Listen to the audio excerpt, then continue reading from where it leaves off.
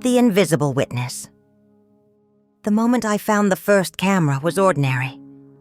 I'd reached for a book on the top shelf of the guest room, my room now, and noticed a small red dot blinking in the corner of what I'd always assumed was a smoke detector. There was nothing dramatic about the discovery, just a quiet realization that settled like dust in my lungs I was being watched. My son and his wife said they trusted me. They asked me to watch their house while they were away for a week in Hawaii. As they left all smiles and casual reassurances, they even gifted me a bottle of Merlot with a handwritten note. For your quiet evenings. But they forgot to turn off the cameras. Or perhaps they didn't want to. At 66, I'd spent my life being careful, accommodating, shrinking myself to fit into the spaces others allowed me. I'd moved into their home when the winters in my own house grew too harsh, after my husband died. They'd offered what seemed like kindness, a room of my own, a place in their family. I'd been grateful, or tried to be. I picked up their children from school, washed their dishes, folded their laundry with precision, and learned to erase all evidence of my presence from their gleaming countertops and spotless hallways. But standing there staring at that tiny red light, I understood the true nature of their generosity. It wasn't trust they offered, but surveillance. And I wasn't a welcomed family member, but a specimen under constant observation.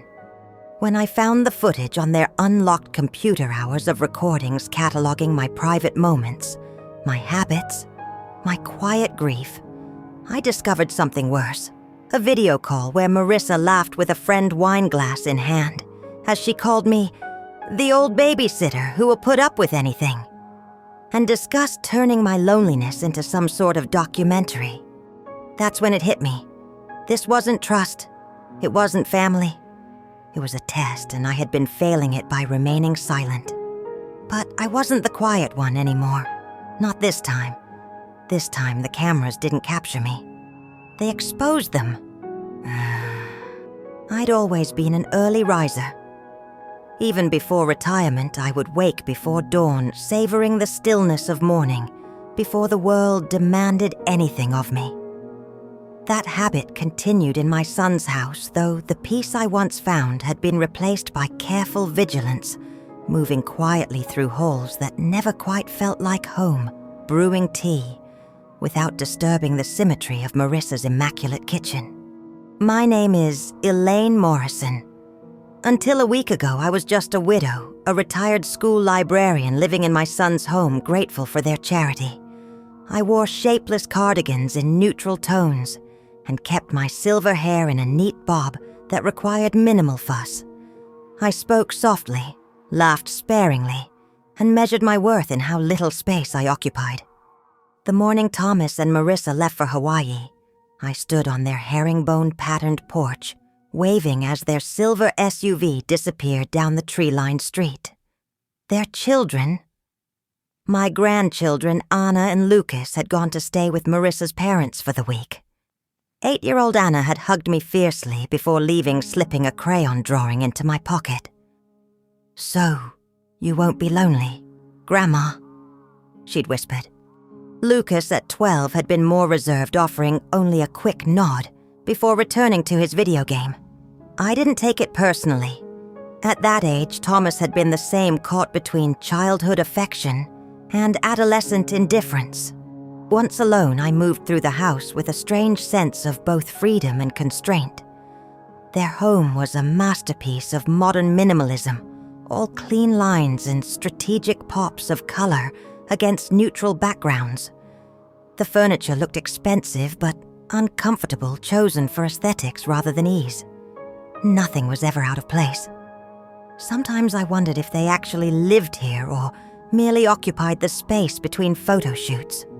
I made my usual cup of Earl Grey tea and carried it to the back garden where I could watch goldfinches dart between the bird feeders. The garden was the only place that felt real. Soil and seeds didn't pretend to be anything but what they were. I'd planted most of it myself over the past 2 years, though. Marissa always introduced it to guests as Her garden. I never corrected her. Small battles weren't worth the tension they created. As I pruned the lavender bushes, my thoughts drifted to Michael. He'd been gone 5 years now, taken quickly by a heart attack that gave no warning. We'd been married for 41 years, not all of them easy, but all of them ours. He'd been a high school English teacher with a booming laugh and an endless collection of tweed jackets with elbow patches. "You're my quiet strength," he'd often tell me, tucking a strand of hair behind my ear. "The still water that runs deep." After his death, I'd tried to maintain our little house on Maple Street, but between the property taxes and the failing furnace, it had become too much. When Thomas suggested I sell it and move in with them, it had seemed like the perfect solution. I could be close to my grandchildren, save money, and not rattle around alone in a house built for a family I no longer had. What I hadn't anticipated was how completely I would disappear within the walls of their home. How Marissa's casual suggestions would slowly reshape my habits, my clothing choices, even the volumes at which I spoke. Not how Thomas, my only child, would look through me, rather than at me, nodding absently when I spoke, as his eyes remained fixed on his phone. I finished with the lavender and moved to the roses, carefully deadheading spent blooms. Gardening had always been my meditation, the repetitive motions, the direct connection to something growing and alive. As I worked, I hummed softly a habit Michael had always loved. "You never sing for anyone but the plants and me," he'd tease. It was true. Music had always been private for me, something I shared only in safe spaces. By late afternoon, I'd finished in the garden and returned inside. I wiped my shoes meticulously before entering one of Marissa's many unspoken rules and headed to my room to shower away the dirt and sweat. My bedroom, formerly their guest room, was located on the first floor, separated from the family's living spaces upstairs.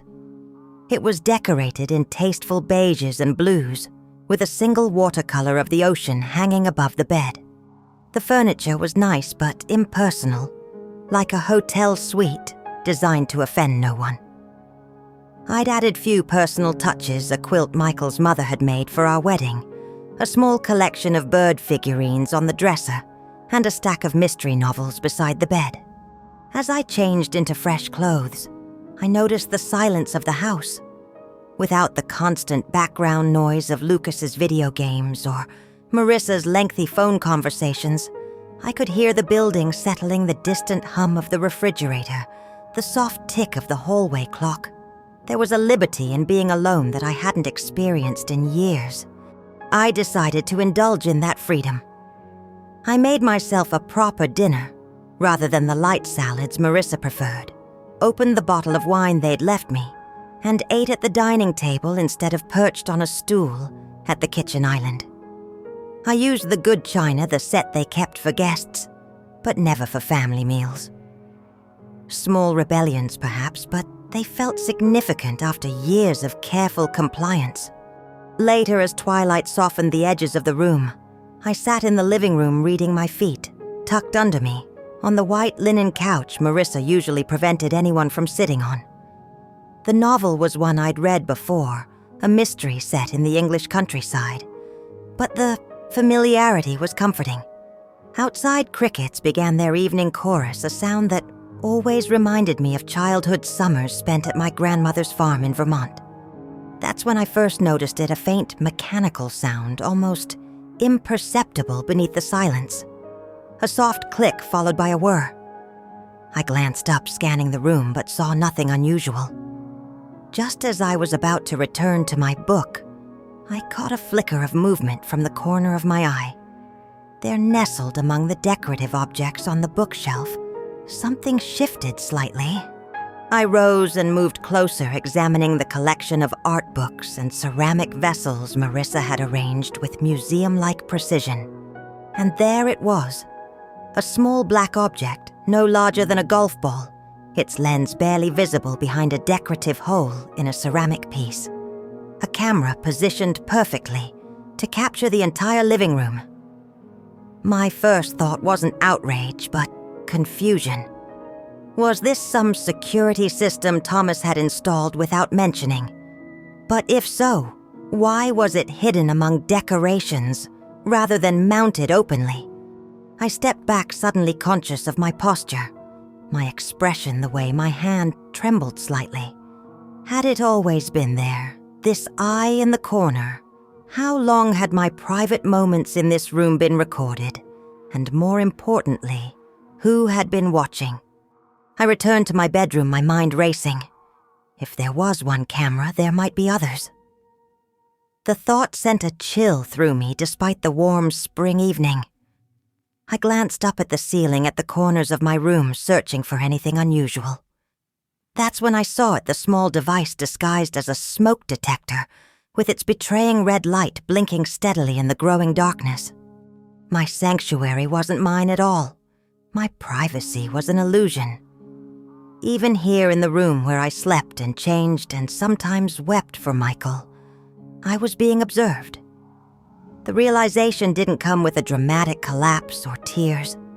Instead, it arrived with a strange clarity, a crystalline understanding that changed everything that came before it and everything that would follow. I didn't sleep that night. I lay awake watching the red light blink with mechanical persistence, counting the seconds between each flash. By morning, I had made a decision. I would find every camera. I would discover what they had seen, what they had recorded. And then I would decide what to do with that knowledge. After all, they had invited me to treat their house as my own while they were away. And that's exactly what I intended to do.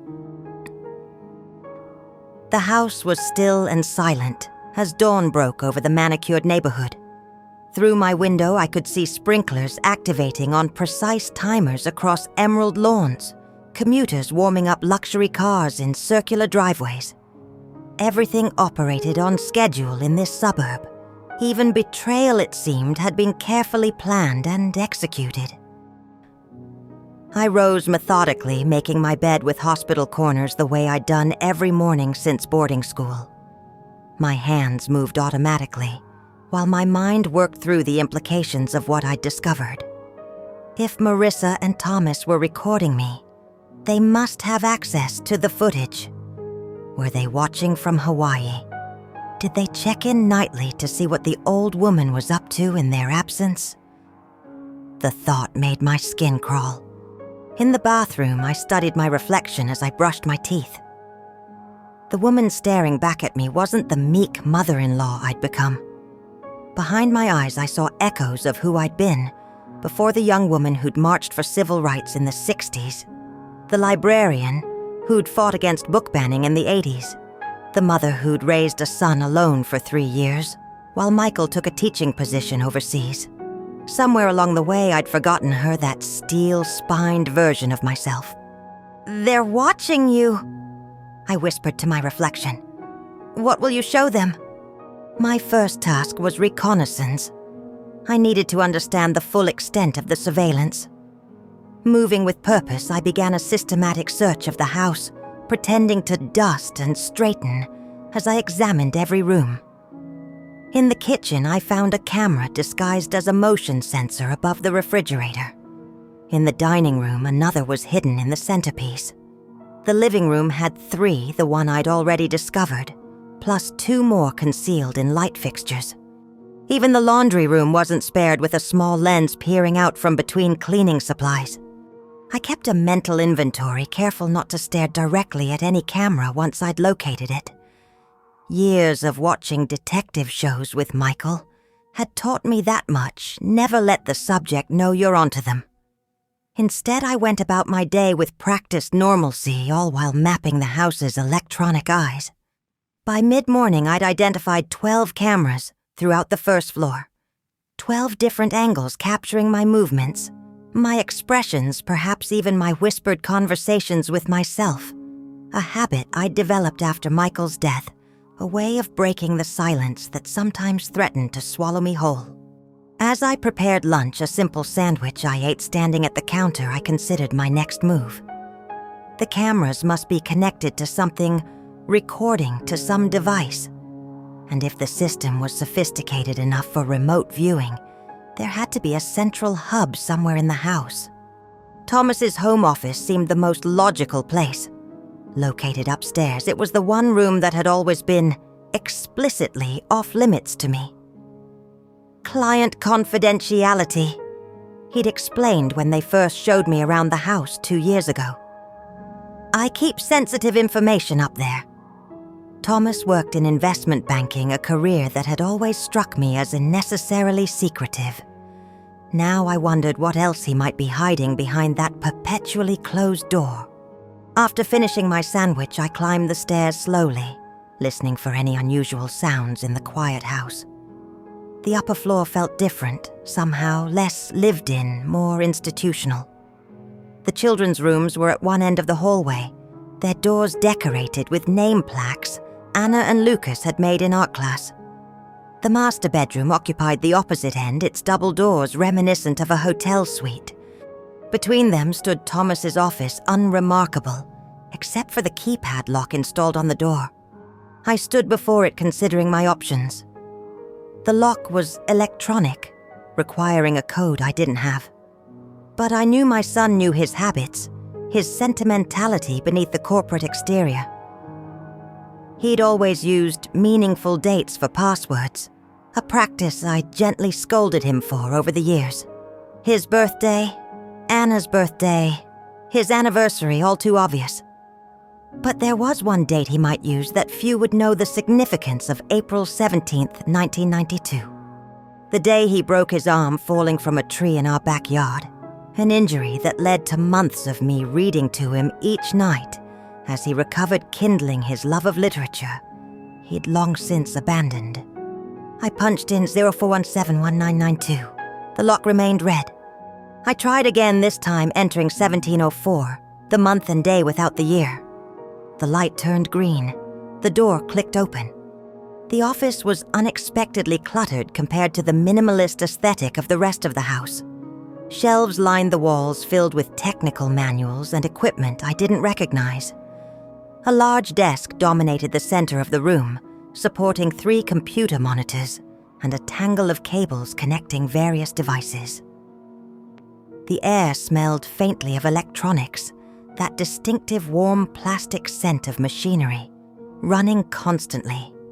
I approached the desk, cautiously aware that there might be cameras in this room as well, though a quick scan revealed none. The center monitor was in sleep mode, its screen dark. I moved the mouse gently, and the screen illuminated, revealing not a login prompt as I'd expected, but a dashboard already open. What I saw made my blood run cold. The screen displayed a grid of 9 camera feeds, 9 different angles of the downstairs rooms, all streaming live. I could see the kitchen where I'd just eaten lunch, the living room, with my book still open on the coffee table, the back garden visible through the patio doors. But it was the panel on the right that truly shocked me, a catalog of folders labeled by date going back months. The earliest was from August of the previous year, shortly after my 70th birthday, which we'd celebrated with a dinner Marissa had spent the entire evening complaining about having to organize. With trembling fingers, I clicked on a folder from 3 weeks ago. It contained dozens of video files, each named with a location and timestamp: kitchen 700, living room 1430, guest bedroom 200. I selected one at random, guest bedroom 630, and watched as footage filled the screen. There I was, just waking up, hair tousled from sleep, reaching for my glasses on the nightstand. The angle captured my entire room from above, missing nothing. I watched myself yawn, stretch, and then sit on the edge of the bed for a long moment, head bowed, shoulders slumped. I remembered that morning I'd been thinking of Michael, of how he used to bring me coffee before I fully woke. The camera couldn't capture my thoughts, but It recorded my solitary grief in high definition. I closed the file, unable to watch more of this invasion. Instead, I opened another folder labeled Clips. Inside were shorter videos, each with descriptive tags. Talking to herself, crying in garden, looking at old photos. They had been curating moments of my vulnerability, collecting them like bizarre souvenirs. But it was the last folder that undid me completely. Labeled simply Project, it contained a single video file. When I opened it, Marissa's face filled the screen. She was sitting in this very office, speaking to someone on a video call, a glass of white wine in her perfectly manicured hand. "I'm telling you, it's fascinating," she was saying, her voice slightly slurred. "Living with someone from that generation, they have no concept of privacy anymore. She just handed over her autonomy the minute she moved in." A male voice responded, though I couldn't see his face. "Is she aware of the recording?" Marissa laughed, the sound sharp and dismissive. "God, no. She still thinks we installed the cameras for security. She's just the old babysitter who will put up with anything to stay close to her precious grandchildren. And your husband is okay with all this?" the voice asked. "Thomas." She took a sip of wine. "He knows about the security system, but not the rest. He doesn't need to. He's barely aware of her presence anyway. You know how men are with their mothers. He's happy as long as the kids are taken care of, and I don't complain about having her here." "So what's the end goal with all this footage?" Marissa leaned closer to the camera, her expression animated in a way I rarely saw directed at me. "I've been talking to a producer friend. We're thinking of a short documentary series, The Invisible Generation, or something like that. Portrait of the forgotten matriarch still living like it's 1950, completely unaware of how the world sees her. We could explore aging family dynamics the way technology has left them behind." I stopped the video, unable to listen to more. My hands were shaking so badly, I could barely control the mouse. The betrayal was so complete, so calculated, that I couldn't process it all at once. I wasn't just being watched. I was being studied, categorized, prepared for display like an insect pinned to a board. And Thomas, my son, my only child, did he truly not know? Or was he simply indifferent to what happened to me, as long as it kept his wife happy and his life convenient? I sat in Thomas's chair for a long time, staring at the screens that had been recording my every move. The cameras blinked back at me, indifferent to my discovery, to my pain. In their electronic gaze, I was neither mother nor woman nor human, just content data to be collected and exploited. Something shifted in me, then something fundamental. The shame and violation gave way to a slow-burning anger I hadn't felt in decades. I thought of all the small indignities I'd endured in this house, Marissa's helpful suggestions about my clothing, Thomas's distracted nods when I spoke, the way they discussed my financial situation, as if I weren't in the room. I thought of how carefully I'd made myself small, unobtrusive, grateful. No more. I reached for the mouse again, this time with steady hands. I began copying files to a USB drive I found in the desk drawer. Not all of them, just enough to prove what I'd discovered. The most damning clips, Marissa's video confession. Timestamps showing how long this had been going on. As the files transferred, I formulated a plan. They had invited me to treat their house as my own while they were away. They had given me the freedom to explore, to make myself comfortable. And they had forgotten one crucial detail. I had spent 35 years as a school librarian. I knew how to find information. I knew how to keep receipts. And I knew that sometimes the quietest person in the room was the most dangerous when finally provoked. By the time the sun set that evening, I had everything I needed. I returned to the first floor and looked directly into the kitchen camera, allowing myself a small smile. Let them wonder what had changed. Let them review the footage and realize too late that I had gone upstairs for 3 unaccounted hours. They thought they knew me, the compliant mother-in-law, the grateful widow, the silent observer of their lives. But they had been recording a performance all along, a role I had played out of love for my son, for my grandchildren. They had never seen the real me, the woman beneath the careful politeness. But they would. Soon enough they would see exactly who I was, and I would make sure they never forgot it again. The next 3 days passed in a strange limbo between knowledge and action. I maintained my usual routines, gardening in the mornings, reading in the afternoons, preparing simple meals that left no trace in Marissa's showcase kitchen. But everything had changed. Each movement now carried intention. Each word spoken aloud was deliberate. I was no longer performing unconsciously for hidden cameras. I was choreographing my own revelation. On Wednesday afternoon, while deadheading roses in the garden, I received a text from Thomas, a photo of him and Marissa on a Hawaiian beach, Mai Tais, in hand sunset, painting the sky behind them. "Paradise, hope everything's good at home," I replied with practiced cheerfulness. "Everything is perfect. The house and I are getting along wonderfully. Enjoy your time away." I added a smiling emoji, though the expression felt foreign on my actual face. That evening I opened the bottle of Merlot they'd left me. I poured a generous glass and carried it to the living room, settling into the white linen couch that was normally off-limits for everyday use.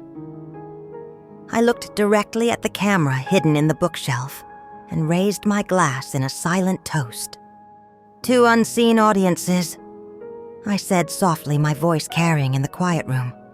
"And to revelations." I sipped slowly, savoring the rich flavor while considering my next steps. The USB drive with its damning evidence sat in my cardigan pocket, a small weight against my hip. I had spent decades being careful with my words, with my actions, with my very presence in the lives of others. That caution had become so ingrained that even now, knowing what I knew my instinct was to minimize the conflict, to protect Thomas from Marissa's betrayal, to find the quietest way through this maze of violated trust. But that path would only lead me back to invisibility, to being the convenient grandmother, the helpful mother-in-law, the woman who could be recorded and studied like a specimen because she had been conditioned to accept whatever space was allotted to her. Michael wouldn't have wanted that for me. He had loved my quietness but never mistook it for weakness. "You're like still water," he used to tell me.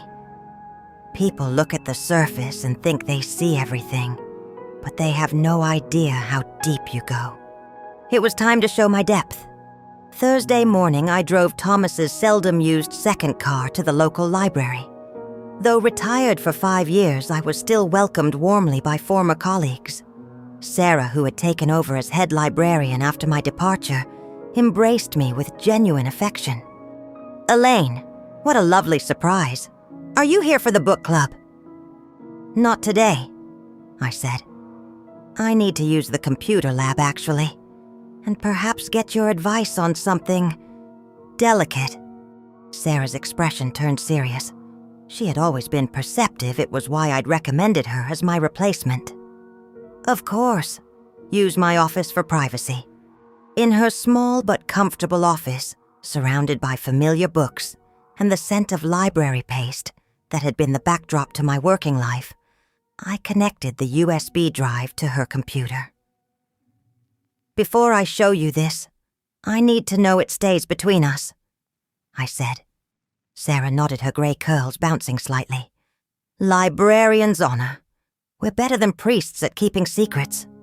I played a selection of clips enough to convey the scope of the surveillance without subjecting her to hours of footage.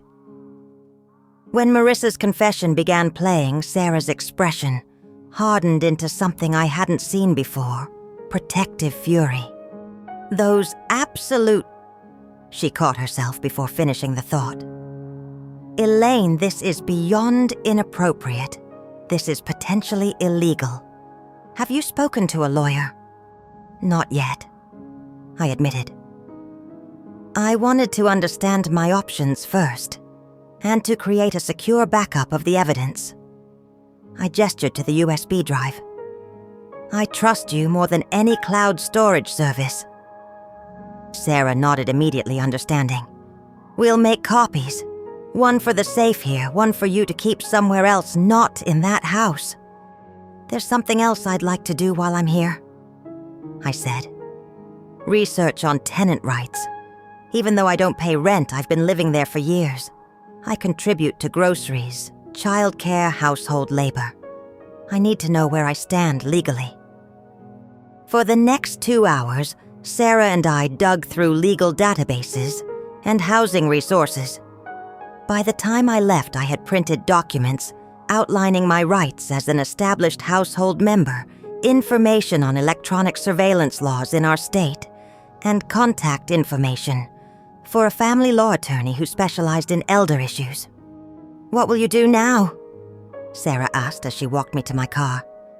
I looked at her, this colleague who had become a friend, who had seen me not as the fading grandmother, but as the professional I had been the woman I still was. I'm going to finish what they started, I said. They wanted to document the invisible woman. I'll give them a finale they never expected. That evening I prepared more carefully than usual for bed. I wore my best nightgown, not the faded cotton I usually slept in, but the lavender silk one Michael had given me for our 40th anniversary, the one I'd kept wrapped in tissue paper at the back of my drawer. I arranged my silver hair, applied a light touch of the rose-scented face cream I saved for special occasions, and selected a book of poetry rather than my usual mystery novel. Sitting upright against the pillows, fully aware of the camera's unblinking eye, I opened the book to a dog-eared page and began to read aloud. Do not go gentle into that good night. Rage, rage against the dying of the light. Dylan Thomas's famous lines filled the quiet room. I read the entire poem, my voice steady and clear, my eyes occasionally lifting to the camera. When I finished, I closed the book and spoke directly to the lens.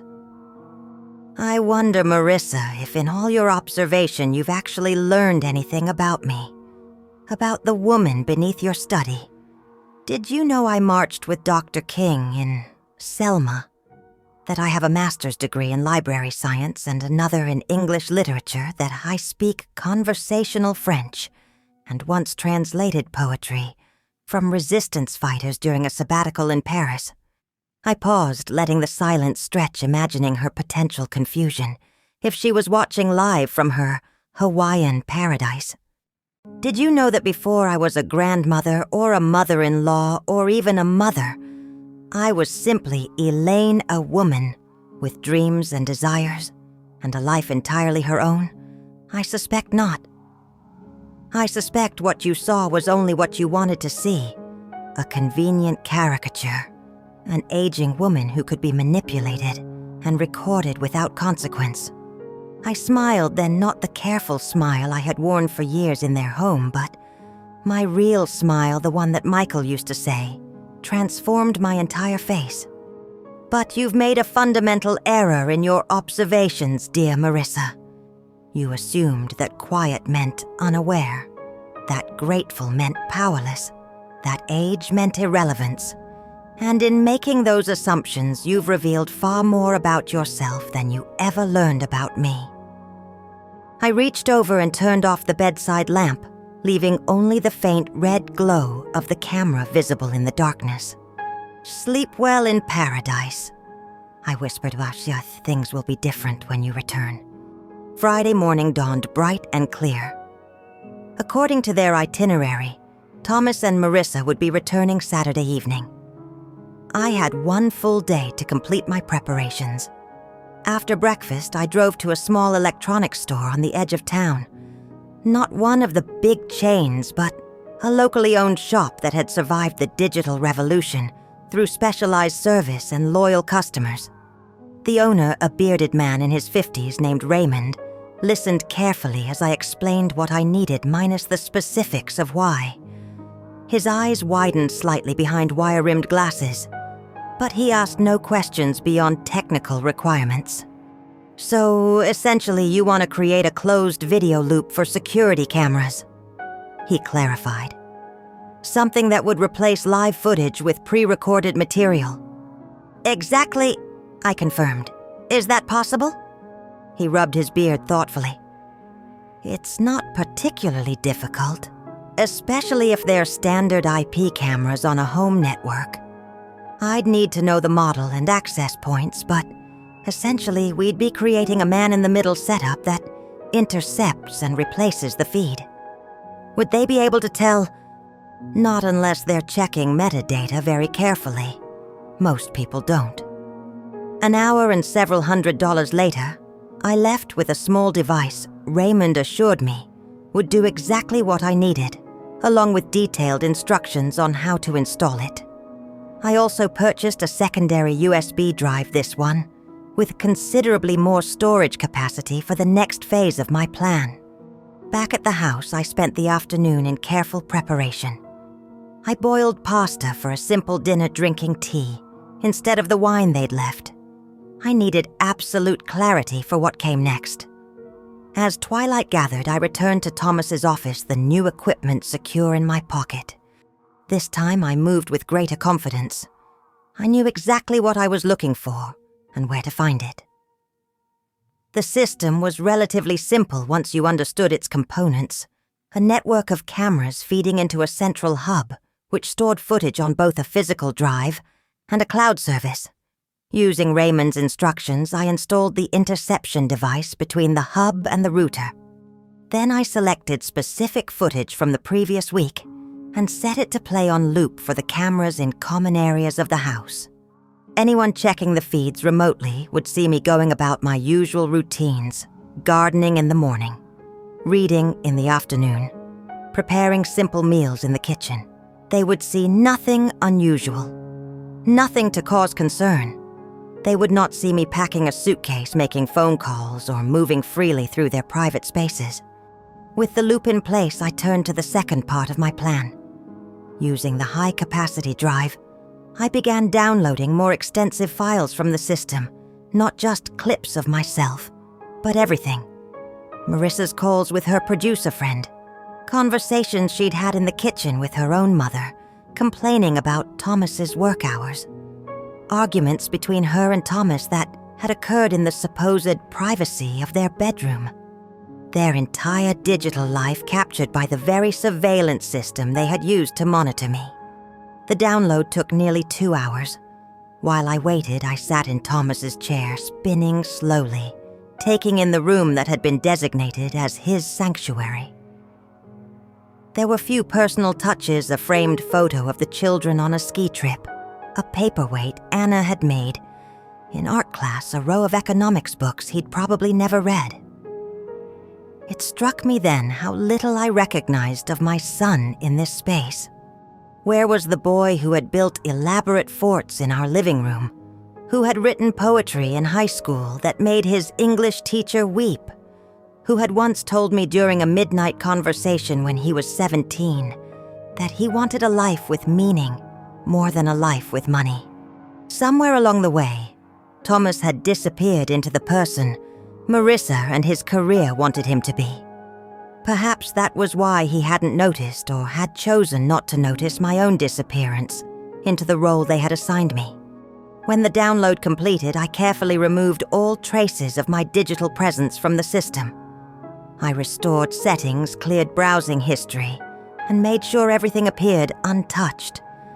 Then I returned downstairs, the weight of the drive heavy in my pocket. In my room, I finished packing a small suitcase with essentials enough for a few days away. I had made reservations at a small bed and breakfast on the outskirts of town, a place known for its gardens and privacy. I would go there tomorrow morning before they returned. I would wait for their call, the one that would inevitably come when they discovered the note I planned to leave. That night I slept deeply for the first time in days. There was peace in decision in reclaimed agency. The camera blinked above me, recording what it thought was reality, unaware that I had already stepped beyond its gaze. Saturday morning I rose early. I stripped the bed, washed the sheets, and remade it with hospital corners. I cleaned the bathroom until it gleamed, removing every trace of my presence. I returned books to shelves, washed my coffee cup, and left the kitchen spotless. Then I sat at the dining room table and wrote 2 letters. The first was addressed to Thomas alone, my son, who had forgotten how to see me. I wrote of my disappointment, not in his failure to protect me from surveillance, but in his failure to remain the compassionate, observant man I had raised him to be. I told him I had evidence of the recordings, that I knew about Marissa's project, that I had consulted with a lawyer about my options. I reminded him that I had contributed financially to their household. The down payment on this very house had come partially from the sale of my home, and that I had legal standing as an established resident. I did not threaten, but I made clear that my silence had been a choice, not a weakness, and that I was now choosing differently. The second letter was addressed to both of them. It was shorter, more formal. It informed them that I had taken a room elsewhere and would be in contact regarding the removal of my remaining belongings. It stated in language reviewed by the lawyer I had consulted Friday afternoon that any footage containing my image or voice was to be deleted immediately, that any project involving such footage was to be abandoned, and that failure to comply would result in legal action. I placed both letters in envelopes on the dining table. Beside them, I left the house key Thomas had given me 2 years ago, when this arrangement began. Then I gathered my suitcase and purse and walked out the front door without looking back. The bed and breakfast was everything the website had promised: a Victorian home surrounded by gardens with a wide porch wrapped in wisteria vines. My room overlooked a small pond where ducks glided between lily pads. After settling in, I called Sarah to let her know I was safe and where I could be reached. Then I turned off my phone and sat on the porch with a cup of chamomile tea, watching bumblebees drift between lavender plants.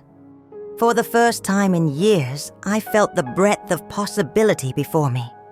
I was 70 years old, not dead. I had savings, I had skills.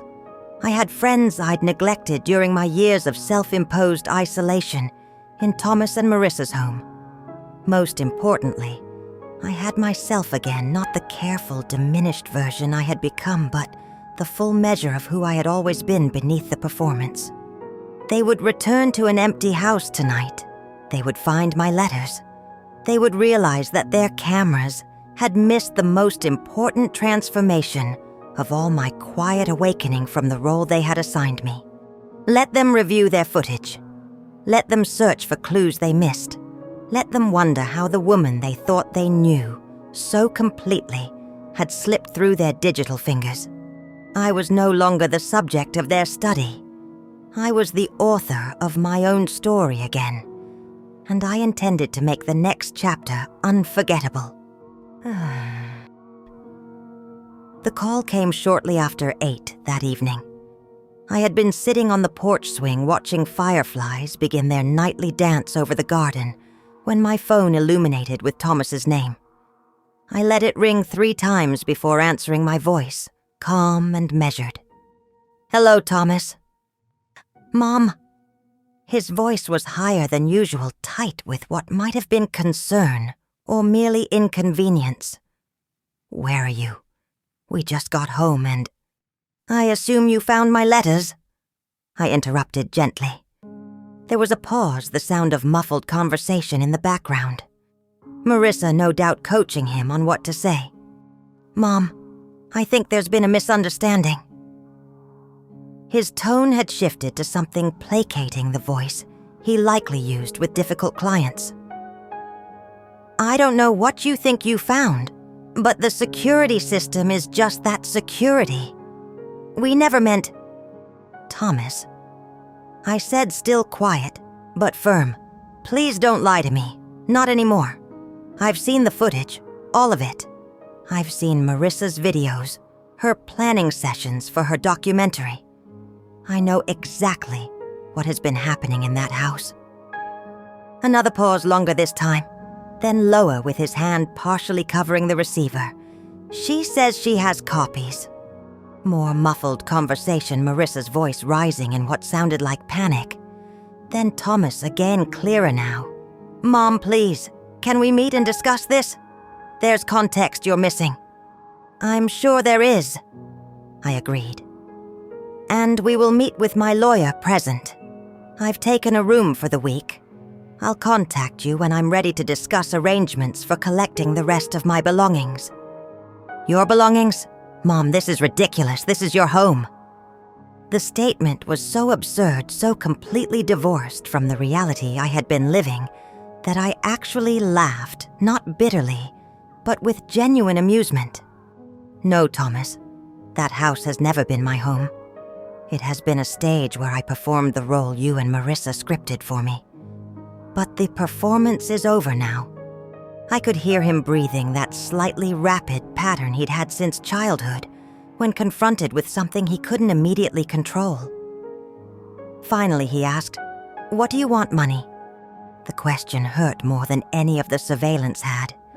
That my own son could believe my dignity had a price tag, that my self-respect could be purchased and shelved like an inconvenient object. What I want, I said softly, is acknowledgement of what was done, of who I am, beyond the convenient grandmother, the free childcare, the unobtrusive presence in the background of your lives. I want respect, Thomas, not just the appearance of it when it suits you. Mom, he started, but I continued. I contributed to the down payment on your house. I have provided thousands of hours of childcare. I maintained your garden-prepared meals, kept your home running smoothly. I did all this willingly out of love. And in return, you and Marissa treated me as a subject to be studied, a curiosity, something less than human. That ends now.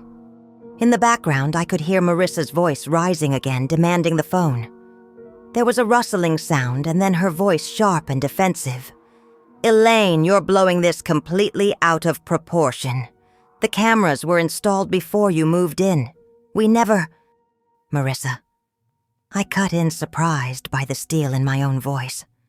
I have you on video discussing your documentary project. I have you saying, and I quote, "She's just the old babysitter who will put up with anything."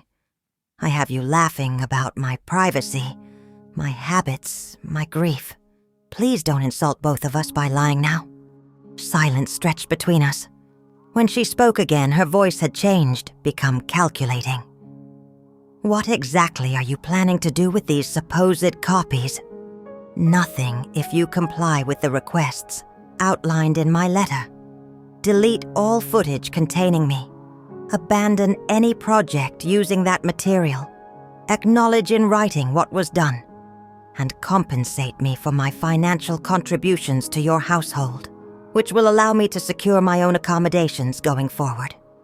And if we refuse, Marissa's voice had an edge of challenge now, it would be your word against ours. A confused older woman making wild accusations. Who do you think people would believe? I smiled, though she couldn't see it. That's why I have copies, Marissa. That's why I've already consulted a lawyer. That's why Sarah at the library has additional backups in her safe. It's not my word against yours. It's your own words, your own actions documented by your own surveillance system. Another silence, this one electric with tension. I could almost see her mind working, calculating angles, assessing damage. What do you really want? She finally asked, her voice softer now, almost conspiratorial. Is this about spending more time with the grandchildren? Because we can arrange that. Is it about feeling more included? We can work on that too. What I want, I replied, is already in the letter. But more fundamentally, what I want is to be seen Marissa. Not observed, not recorded, not studied seen. As a complete human being with her own agency and dignity.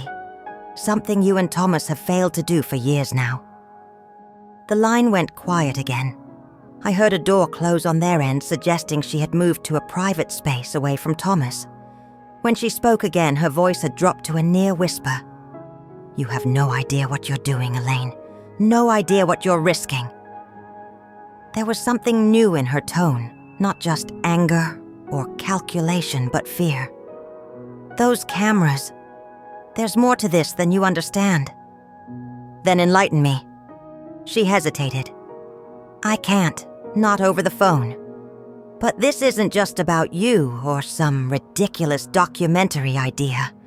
There are other considerations, larger issues at stake. If there's more to the story," I said evenly, "I'm willing to listen, but not tonight and not alone. As I told Thomas, we can meet with my lawyer present." Marissa made a sound, half laugh, half sigh. "You've changed." "No," I corrected her.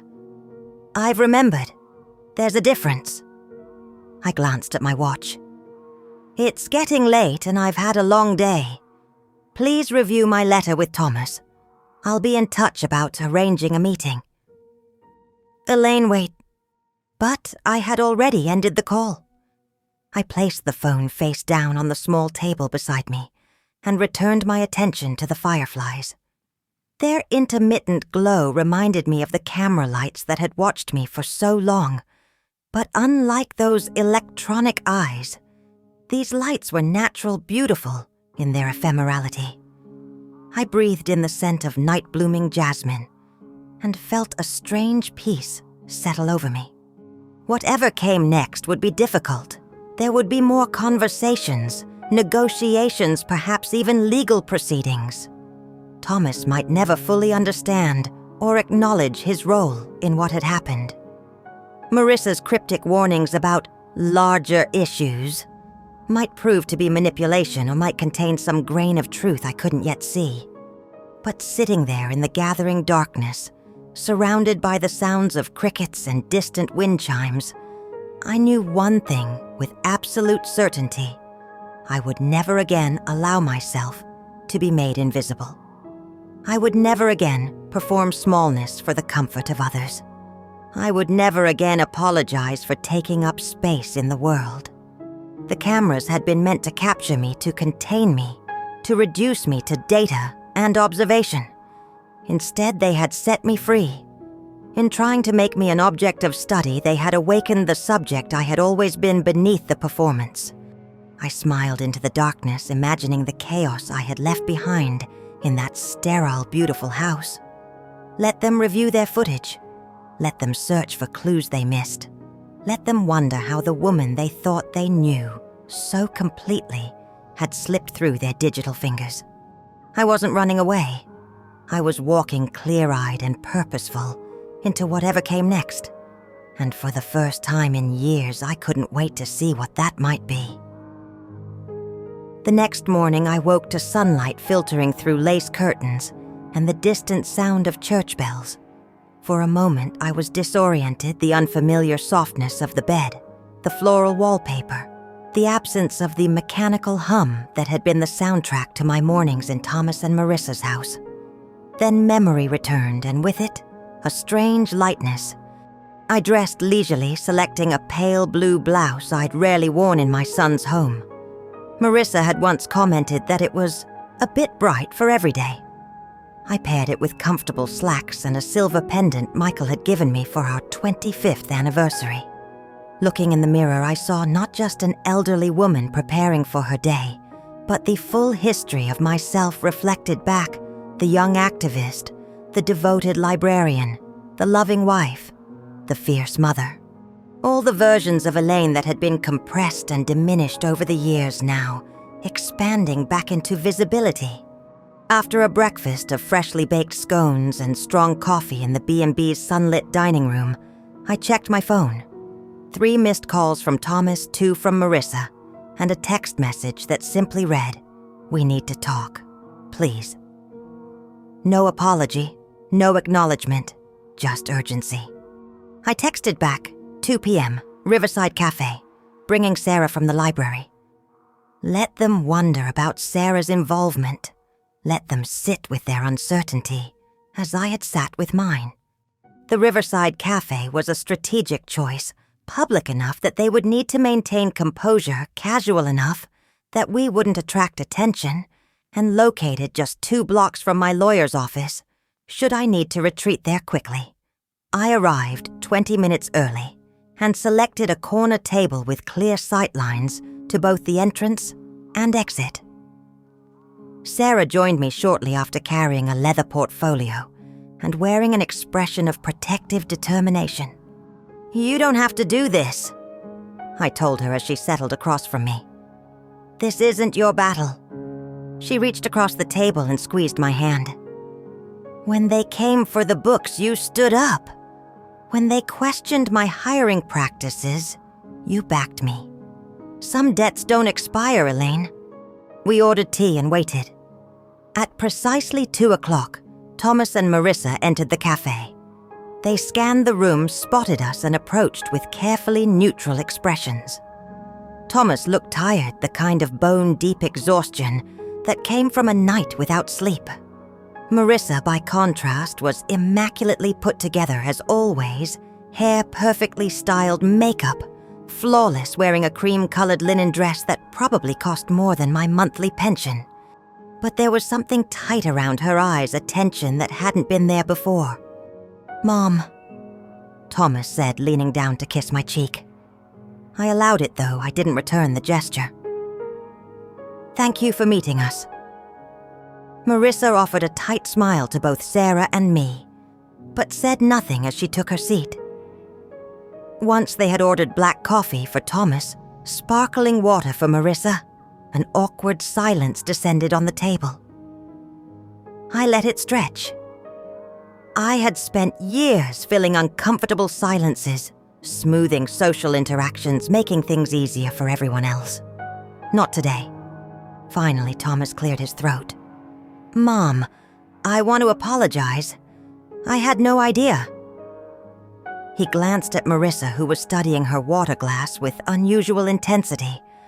"About the extent of the surveillance. I knew we had security cameras, of course, but I never..." He trailed off, perhaps realizing how implausible it sounded, that he had no knowledge of the system installed in his own home, in his own office. "What exactly did you know, Thomas?" I asked quietly. He shifted uncomfortably. "I knew we had cameras in the common areas, for security, like I said, but I didn't know about..." He lowered his voice. "Recordings being saved or analyzed, or any project Marissa might have been considering." Marissa's head snapped up at this, her eyes flashing. "Don't throw me under the bus, Tom. You knew perfectly well we were keeping footage. We discussed it after that break-in 3 streets over." "For security purposes," he hissed back, "not to spy on my mother." "It wasn't spying." Marissa insisted, turning to me with what she probably thought was a reasonable expression. "Elaine, you need to understand the context. Yes, I had discussions about a potential documentary, but it wasn't what you think. It was meant to be a respectful exploration of generational differences, of how technology changes family dynamics." "Respectful?" Sarah interrupted, her voice sharp. "I've seen the footage, Marissa. I've heard your comments. There was nothing respectful about calling Elaine, the old babysitter who will put up with anything. There was nothing respectful about analyzing her grief as if it were a behavioral curio." Marissa's composure faltered, a flush creeping up her neck. "Those were private conversations taken out of context." "Private?" I echoed, unable to contain a short laugh. "In a house where every room is recorded, where does privacy exist in such a space, Marissa? Or does the concept only apply to you?" Thomas placed his hand on Marissa's arm, silencing whatever retort she had been forming. He turned to me, his expression serious. "Mom, there's something you don't know. Something important about why the system was installed in the first place." "I'm listening." I said, though I kept my expression neutral. I had heard too many justifications over the years to trust easily now. Thomas leaned forward, lowering his voice further. "About a year ago, I received some threats related to a client to a deal I was managing. Nothing came of it, but it was serious enough that we installed the security system." I studied my son's face, looking for signs of deception. His eyes held mine steadily, but there was something rehearsed about the explanation, something too neat. "And this required cameras in my bedroom, in the bathroom. This required saving and cataloging footage of me specifically." Thomas glanced at Marissa, who had regained her composure. She took over smoothly. "The system was comprehensive. We didn't target your area specifically. And as for the saved footage..." She hesitated, choosing her words carefully. "I admit I became interested in the patterns in the generational differences I observed. It started as security but evolved into something else. That's my fault, and I apologize." The apology sounded practiced hollow. I looked between them, these two people who had invited me into their home, and then made me a spectacle within it. Thomas, my son, who claimed ignorance while benefiting from my presence. Marissa, my daughter-in-law, who observed me like a scientist with a particularly interesting specimen. They were both lying in different ways and for different reasons. The realization should have hurt, but instead it merely confirmed what I already knew. "I appreciate your explanations," I said finally. "But they don't change my position. I've consulted with a lawyer, as I mentioned. I'm entitled to compensation for my financial contributions to your household, and I have the right to control images and recordings of myself." "Mom, please," Thomas began, his voice taking on an edge of desperation. "We don't need to involve lawyers. We're family. We can work this out." "Family," I repeated softly. "Family doesn't subject each other to surveillance. Family doesn't discuss each other as research subjects. Family sees each other, Thomas. You and Marissa stopped seeing me a long time ago." Marissa leaned forward, her voice taking on an urgency I hadn't heard before. "Elaine, listen to me. You have no idea what you're putting at risk here. Those recordings, the system, it's all connected to something bigger. If you pursue this legally, if you force disclosure..." "Are you threatening me, Marissa?" I asked, my voice steady. "No," she exclaimed too quickly. "I'm trying to protect everyone involved, including you." Sarah shifted beside me, her expression darkening. "That sounds remarkably like a threat from where I'm sitting." Thomas ran a hand through his hair, a gesture so reminiscent of Michael that it made my heart ache despite everything. "No one is threatening anyone. We're just asking for discretion for family matters to remain private." The irony of him invoking privacy now was not lost on me. I took a sip of my tea, allowing the moment to stretch again. When I finally spoke, my voice was calm but firm. "Here's what's going to happen. You will remove all surveillance equipment from what was my bedroom and bathroom. You will delete all footage containing my image or voice from your systems. And yes, I will require verification of this from an independent tech specialist. You will provide me with financial compensation as outlined in the letter my lawyer has prepared, which Sarah will give you today. And you will sign an agreement never to use any existing footage in any project documentary, or otherwise, without my explicit written consent. And in return," Marissa asked, her eyes narrowing slightly, "in return, I won't pursue legal action regarding the invasion of privacy. I won't make public what was done. and I will continue to be a grandmother to your children, though on very different terms than before." Thomas began to object, but Marissa placed her hand on his arm, mirroring his earlier gesture. She studied me for a long moment, calculation visible behind her eyes. Finally, she nodded. "We can agree to those terms with one addition. All copies of the footage you've taken are destroyed once we've complied with your requests." I glanced at Sarah, who gave an almost imperceptible nod. "Agreed with verification from the same independent specialist." Sarah withdrew a folder from her portfolio and slid it across the table. "The detailed terms are outlined here. If you're in agreement, we can move forward immediately." Thomas took the folder, his movements mechanical. He looked lost, as though the script he had prepared had veered wildly off course. "Mom," he said quietly, "what about? Where will you live? Will you be okay?" The question contained the first genuine concern I'd heard from him in months, perhaps years. For a moment, I saw a glimpse of the son. I remembered the boy who had once been fiercely protective of me after Michael's international assignment, who had checked on me daily during that difficult period of separation. "I'll be fine, Thomas," I said, my voice softening slightly. "I found a small apartment near the library. The compensation will cover the deposit and rent for the first year, while I decide on more permanent arrangements. Sarah has offered me part-time work cataloging special collections. I'm not without resources or purpose." He nodded, looking relieved and somehow diminished at the same time. Will we still see you? The kids miss you already." "Of course," I said, "but on new terms. I'm not your live-in childcare anymore, Thomas. I'm not your convenient solution. I'm your mother, and I deserve to be treated as a full human being with my own life, my own boundaries, and my own dignity." Something flickered across his face. Recognition, perhaps, or the beginning of understanding. He nodded again, more firmly this time. "I understand." Marissa said nothing, but her eyes never left my face.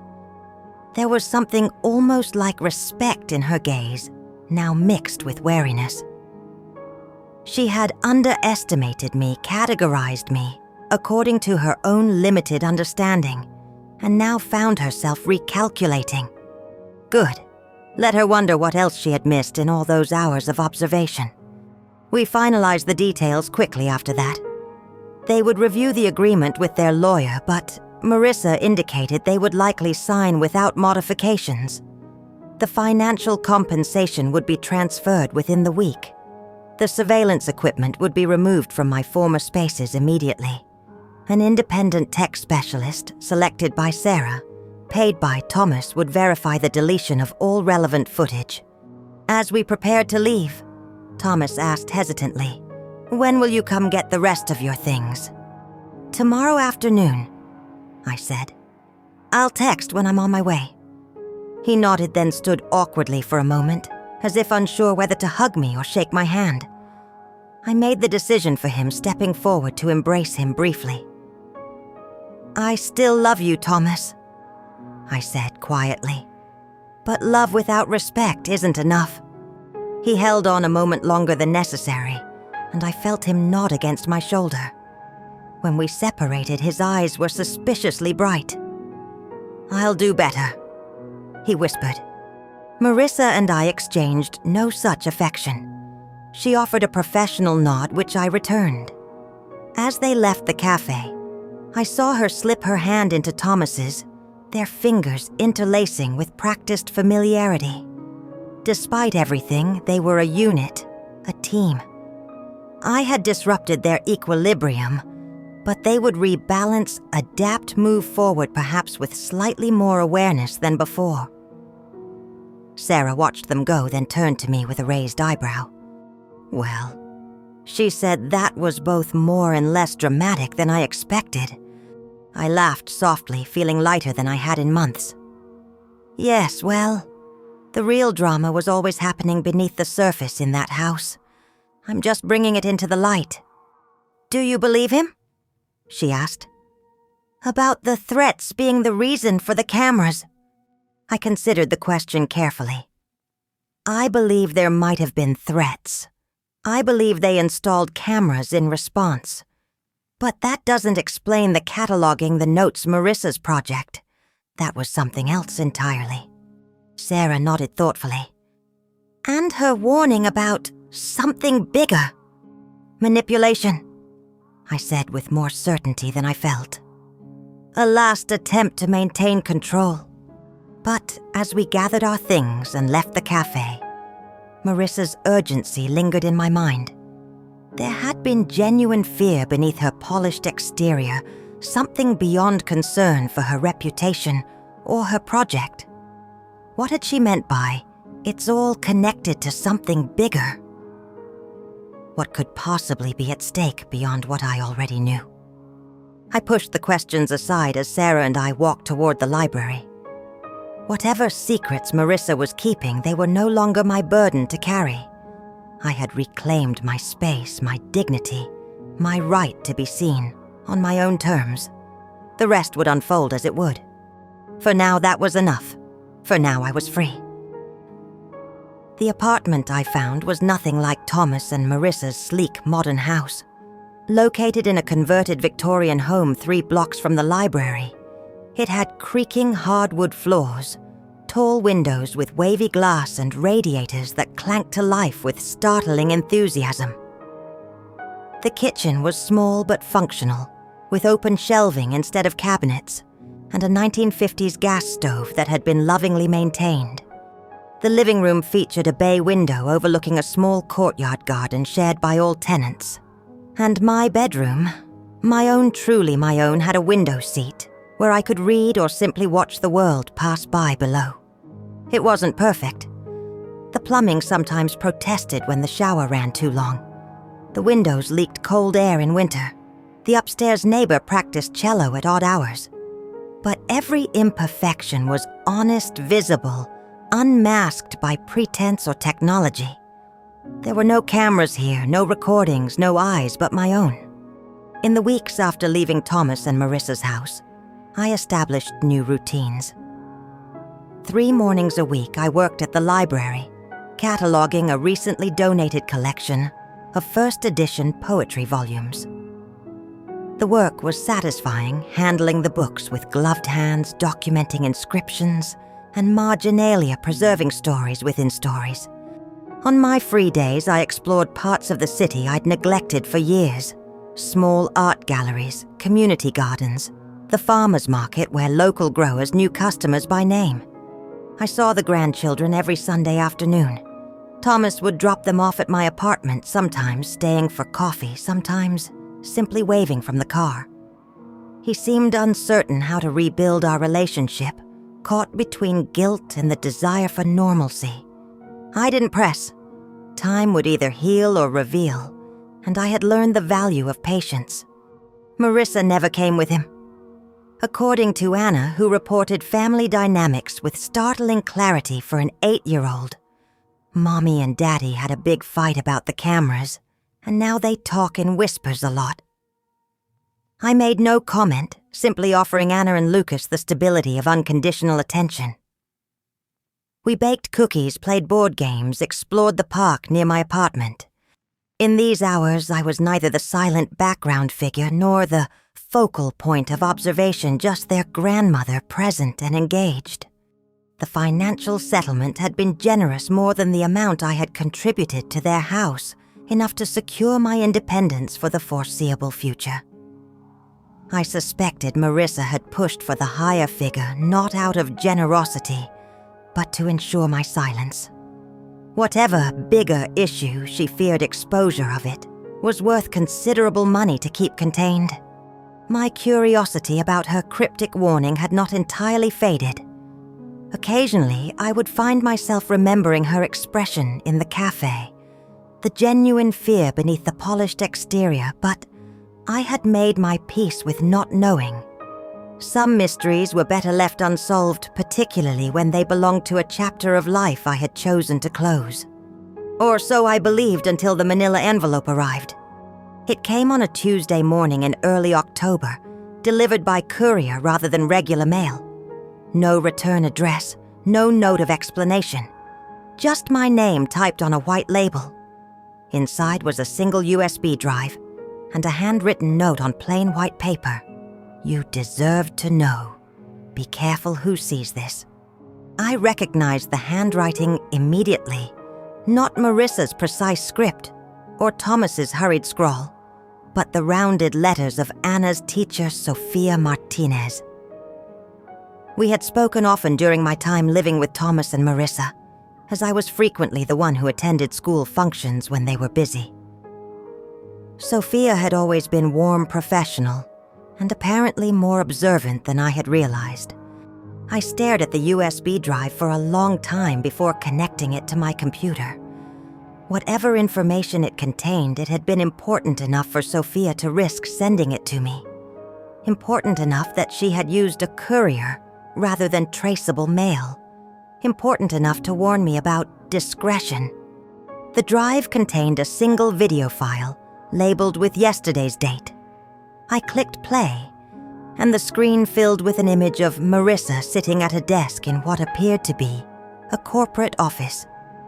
Across from her sat a man in his 50s, expensively dressed, with the confident posture of someone accustomed to authority.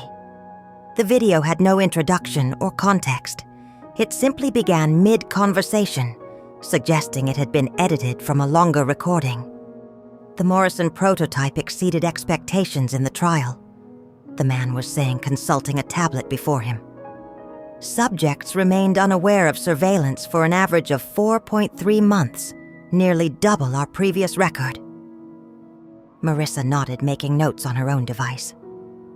The integration with common household objects was key. The subjects reported feeling observed occasionally, but attributed it to normal paranoia rather than actual surveillance. "And the elderly subject?" the man asked, looking up. "The one living in your home?" My blood ran cold. They were talking about me, not as a mother-in-law or a person, but as a subject. Marissa's expression remained professional, detached. Subject E demonstrated typical patterns for her demographic. Initial suspicion followed by accommodation. She detected the devices only after they were deliberately made more visible during the final test phase. And the documentary cover story. Effective. It provided plausible deniability while allowing us to catalog behavioral responses to discovered surveillance. The subject's reaction was more assertive than predicted, however. We had to terminate observation earlier than planned. The man frowned slightly. "That could affect our data set." "On the contrary," Marissa countered smoothly, "it provides valuable insights into resilience factors that might compromise long-term deployment. The Morrison system isn't just about surveillance, it's about normalized surveillance that becomes accepted as part of the environment.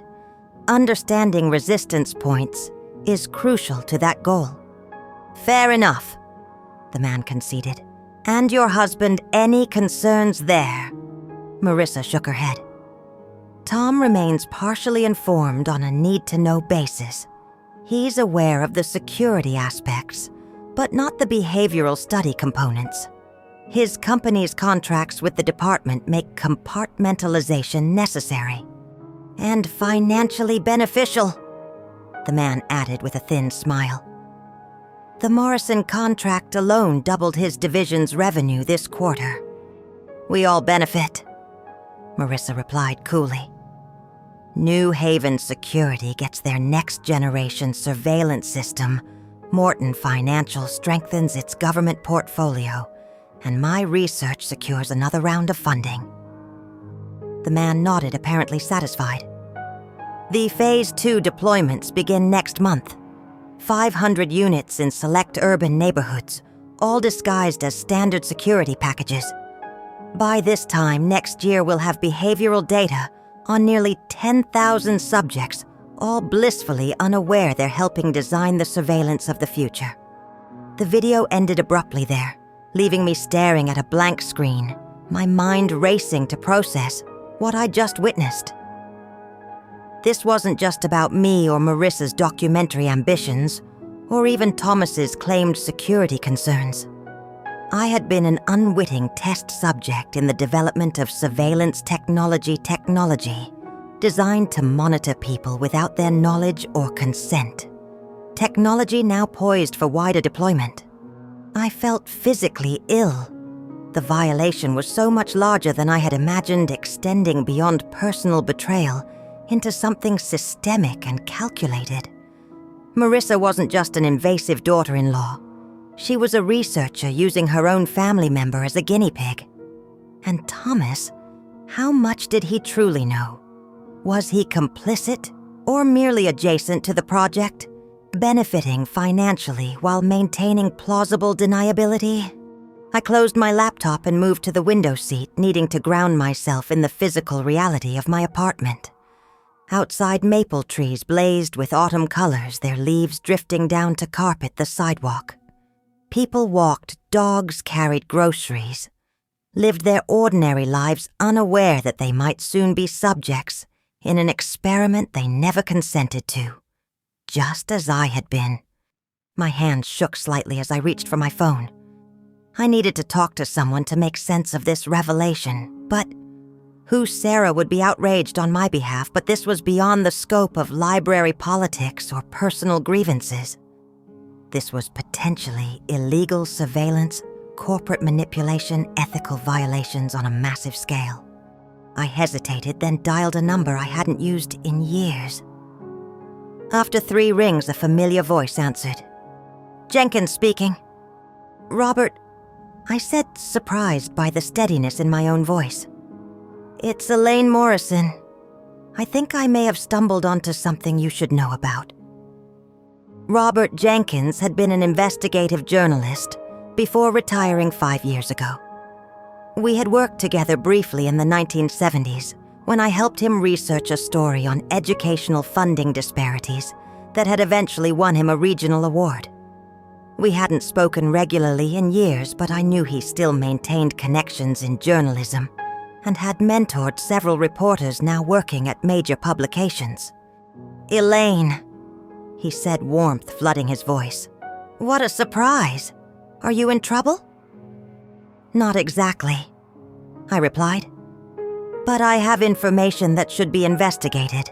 Information about a surveillance technology being tested on unwitting subjects, including me." There was a pause, then. "I think this calls for coffee at minimum, possibly something stronger. Are you free this afternoon?" We arranged to meet at a small cafe far from the library, the university, or any of our usual haunts. I copied the video file to a new drive, then removed all traces of it from my computer. As I prepared to leave, I found myself checking the corners of my apartment, scanning for unfamiliar objects or unexplained electronics.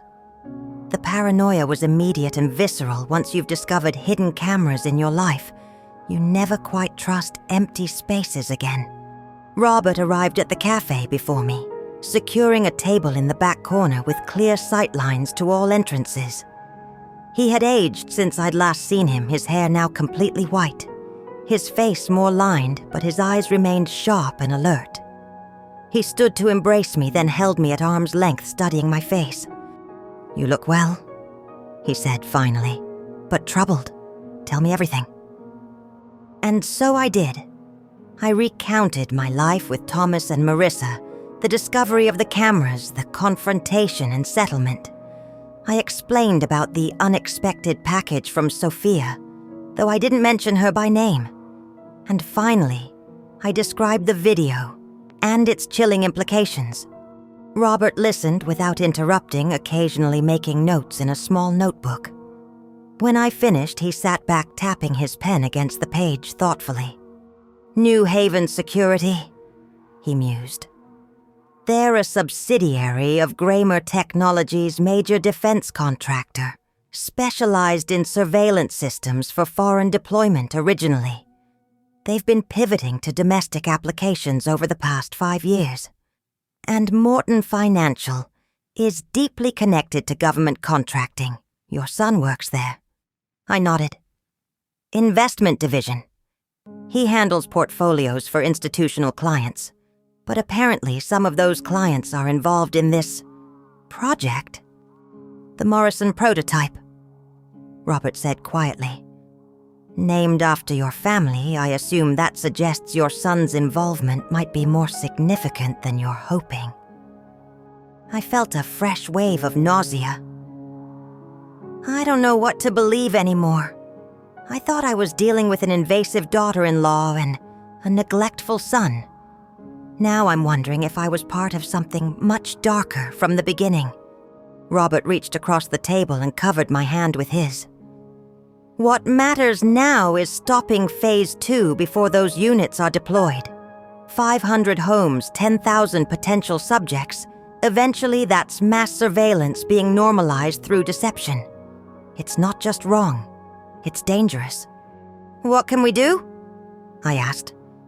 I signed agreements as part of my settlement. If I come forward publicly. You won't have to. Robert interrupted. I still have contacts. Journalists who specialize in tech ethics privacy, issues corporate malfeasance. This story needs to be told, but you don't have to be the public face of it. He took the USB drive I offered, tucking it carefully into an inner pocket of his jacket. I'll make sure this reaches the right people. Multiple copies secure channels. Whatever happens, the information won't disappear. And Thomas, I couldn't keep the pain from my voice. My son. Robert's expression softened. That's complicated. If he was truly unaware of the full scope, he might be insulated from the worst consequences. But if he knew... He trailed off, leaving the implications hanging in the air between us. I nodded, understanding what he couldn't bring himself to say. If Thomas had knowingly allowed his mother to be used as a test subject for surveillance technology, if he had profited from that exploitation, the legal and personal consequences would be severe. Our already strained relationship might not survive such a revelation. Do what needs to be done, I said finally. The truth matters more than protecting any of us now. As I left the cafe, walking slowly back toward my apartment through streets dappled with autumn sunlight, I felt a strange mix of dread and relief. The scope of the betrayal was far greater than I had imagined, extending beyond personal relationships into something with implications for countless strangers. Yet there was clarity in understanding and finally seeing the full picture, rather than fragments reflected in hidden cameras. Whatever came next would be difficult. There would be investigations, perhaps legal proceedings. Thomas and Marissa would face consequences, professional, possibly criminal. My grandchildren would be affected in ways I couldn't fully predict or prevent. The carefully constructed narrative of our family would crumble in the harsh light of public scrutiny. But as I climbed the stairs to my apartment, keys in hand, I felt something unexpected beneath the turmoil piece. Not the false peace of ignorance, or the enforced quiet of compliance, but the genuine calm that comes with standing firmly in your own truth. I had been watched, recorded, studied without consent, but in the end I had seen more clearly than my observers. I had recognized the humanity they had overlooked, the strength they had underestimated, the dignity they had failed to respect. They had tried to make me invisible. In doing so, they had only revealed themselves. The story broke on a Wednesday morning in late October, 3 weeks after my meeting with Robert. I was shelving books in the library's poetry section when Sarah appeared at the end of the aisle, her face flushed with excitement. "Elaine," she whispered urgently, "you need to see this." She led me to her office where her computer screen displayed the homepage of the Washington Post. The headline was impossible to miss. privacy invasion tech firm tested surveillance systems on unwitting citizens. Below it was a subheading, Investigation reveals government-funded program used domestic settings for behavioral research without consent. I sank into Sarah's chair, my legs suddenly unsteady. The article written by a former mentee of Robert's detailed the entire operation, the Morrison prototype, the covert testing in residential settings, the planned expansion to hundreds of homes. It cited anonymous sources and leaked documents, but named names: New Haven Security Grammar Technologies, Morton Financial. There were quotes from ethics experts, privacy advocates, legal scholars. All condemned the practice in unequivocal terms. The article didn't mention me specifically, but had kept his word about protecting my identity. But it did reference an elderly subject who was surveilled in her own living space without knowledge or consent, including in private areas. There was enough specificity that anyone involved would know exactly who that subject was. My phone began ringing almost immediately. Thomas. I let it go to voicemail. Then Marissa. Then Thomas again. I silenced the ringer. "Are you all right?" Sarah asked, studying my face with concern. I nodded slowly. "I think so. It's just seeing it all laid out like this, knowing other people will read it, will understand what happened. It makes it both more real and somehow more distant at the same time. The Post isn't the only one running it," Sarah added, scrolling through other news sites. "The Times has it, CNN, even international outlets. It's everywhere, Elaine." By noon, the story had exploded. New Haven security stock was in freefall. A senator was calling for congressional hearings. Privacy rights organizations were announcing class action lawsuits. And all I could think about were my grandchildren, who would inevitably hear about this scandal, who might connect the dots back to their parents, to their home, to their grandmother. I finally answered Thomas's 7th call as I walked home from the library that afternoon. His voice was strained, barely recognizable. "Mom, please tell me you didn't do this." "Hello, Thomas," I said calmly. "I assume you've seen the news." It's a nightmare. Marissa's been called in for emergency meetings. The company's legal team is in crisis mode. There are reporters camped outside our house. Anna came home from school crying because someone said her parents were spies. His voice cracked on the last word. "Why didn't you come to me first? Why go to the press?" "I tried to talk to you, Thomas," I reminded him gently. "At the cafe, you and Marissa both dismissed my concerns, offered half-truths and deflections. And even then, I didn't understand the full scope of what was happening. But this is our lives. My career, our reputation. And what about my life?" I asked, my voice finally betraying emotion. "What about my reputation, my privacy, my dignity? Was any of that a consideration when you allowed your home to become a testing ground? When you let your wife treat your mother as a research subject?" Silence stretched between us. When he spoke again, his voice was subdued. "I didn't know the extent of it, Mom. I swear to you. I knew about the security system, yes. I knew Marissa was gathering data on how people adapt to surveillance environments. But I thought it was theoretical, abstract, not what it became. You benefited from it," I said. "Financially, professional advancement, the Morrison prototype, Thomas. They named it after you." Another silence. "After us," he corrected quietly. "After our family. It was supposed to be something important, something that mattered, technology that could protect people. By violating them?" I asked. "By turning their homes into observation labs." "It wasn't supposed to be like that," he insisted. "It started as a legitimate security system," The behavioral component that was added later after initial deployments, after you moved in. He paused. I didn't authorize that part. I found out about it the same time you confronted us. I wanted to believe him. Part of me, the mother who had watched him grow from a curious, kind-hearted boy into a man I sometimes barely recognized, desperately needed to believe there was still goodness in him, still integrity beneath the corporate veneer.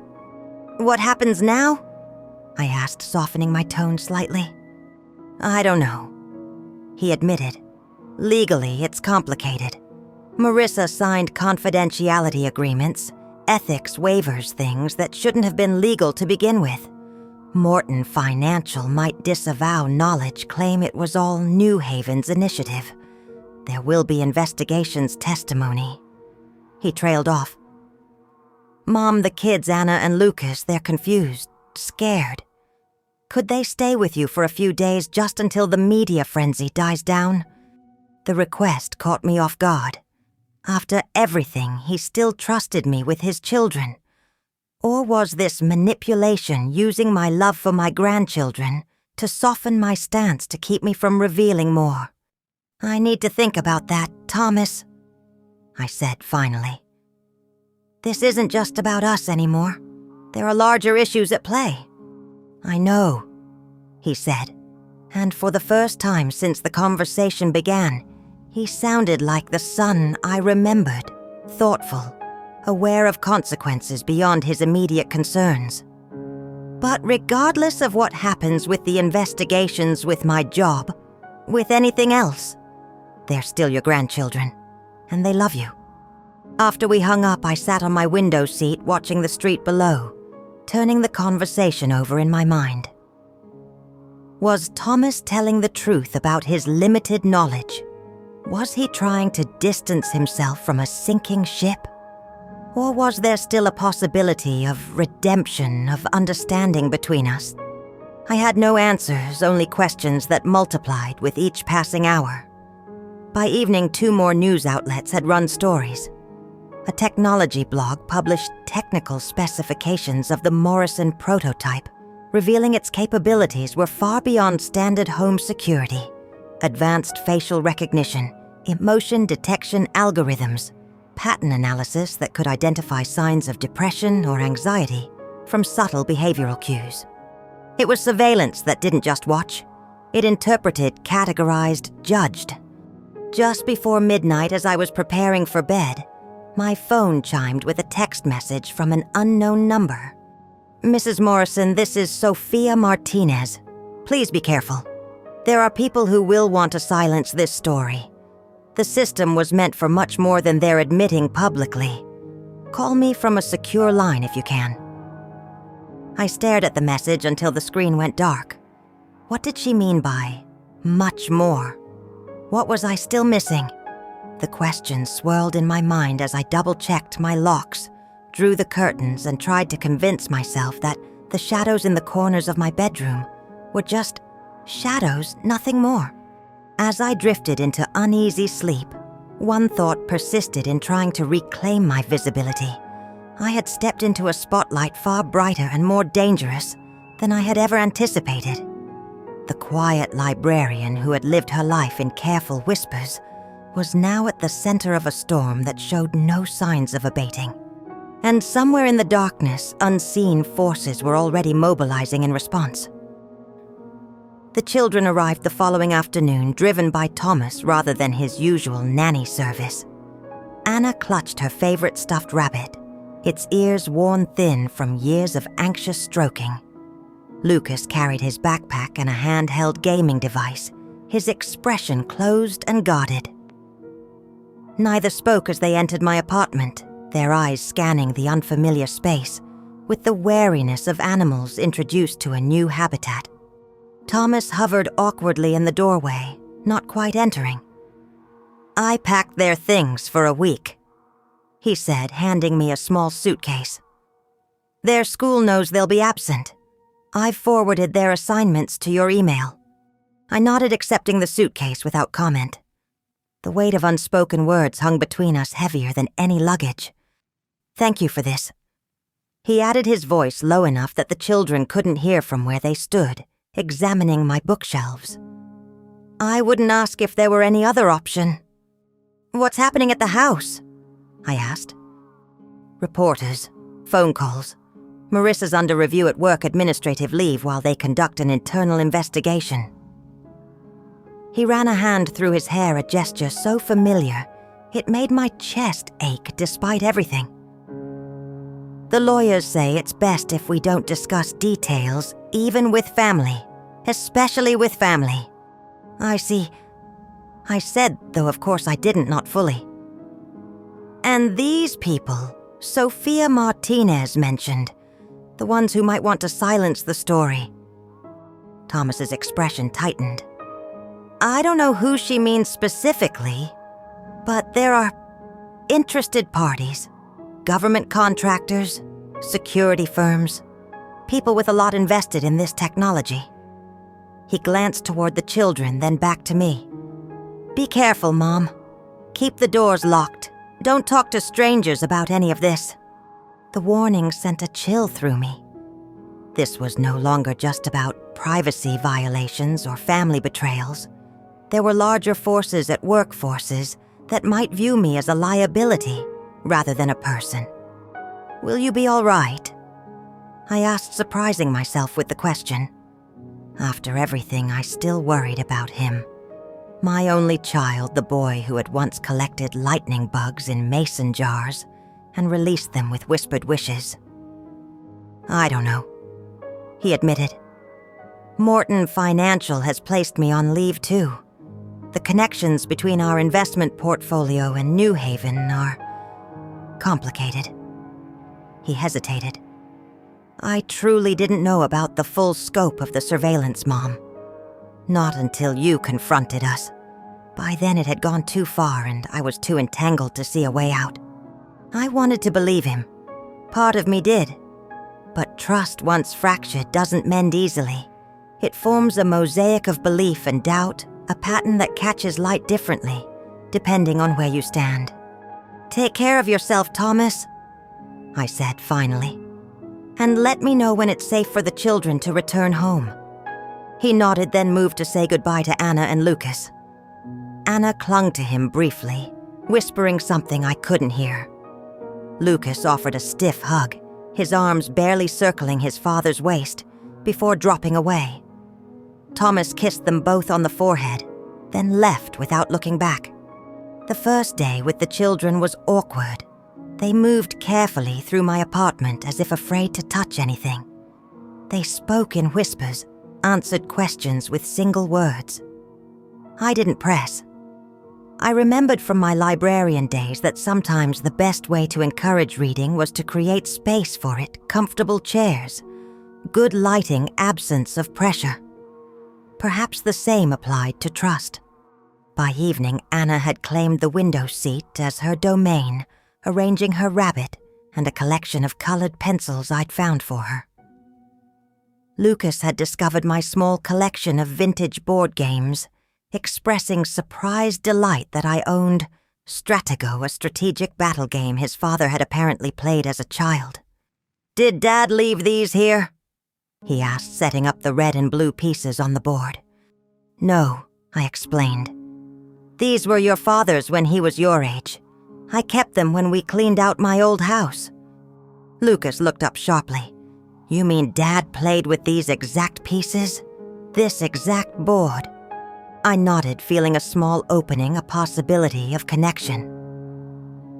"He was about your age when he became obsessed with strategy games. He used to challenge everyone, me, your grandfather, neighbors, babysitters." "Was he good?" Lucas asked, arranging his blue army with careful precision. "He was ruthless," I said, smiling at the memory. "He studied military history just to improve his game. He kept notebooks analyzing different opening moves." Lucas's face lit with recognition. "I do that too. Dad never has time to play anymore, but I watch tutorials online and take notes." It was the most he'd spoken since arriving. We played until past his usual bedtime, the familiar ritual of the game bridging decades between generations. When Lucas finally captured my flag, his victory whoop startled Anna from her drawing at the window seat. "Just like your father," I said, ruffling his hair. "He never showed mercy either."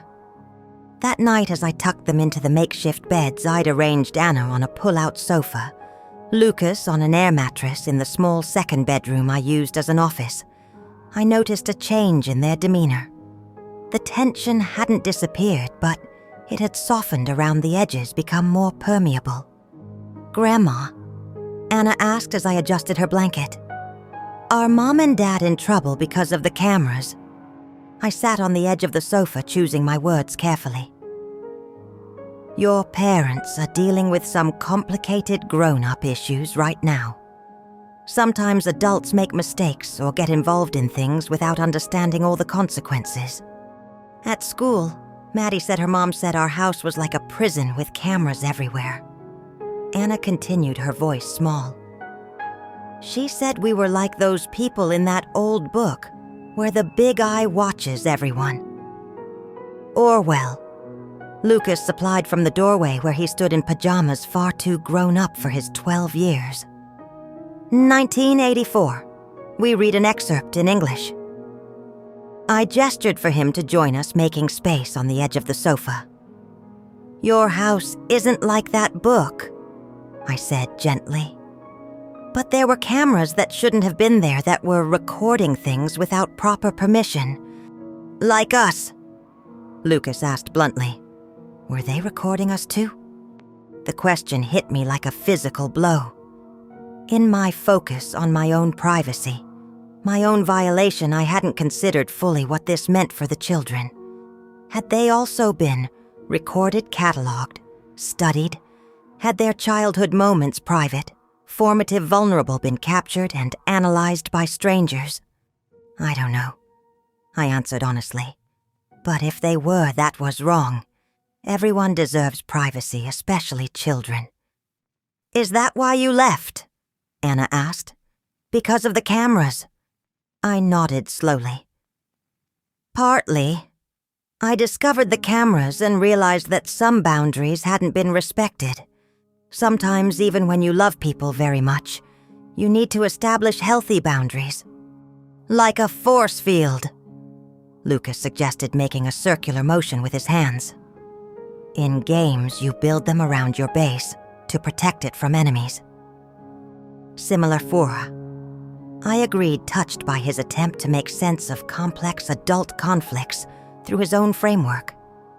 Though your parents aren't enemies, they're still your parents, and they still love you very much.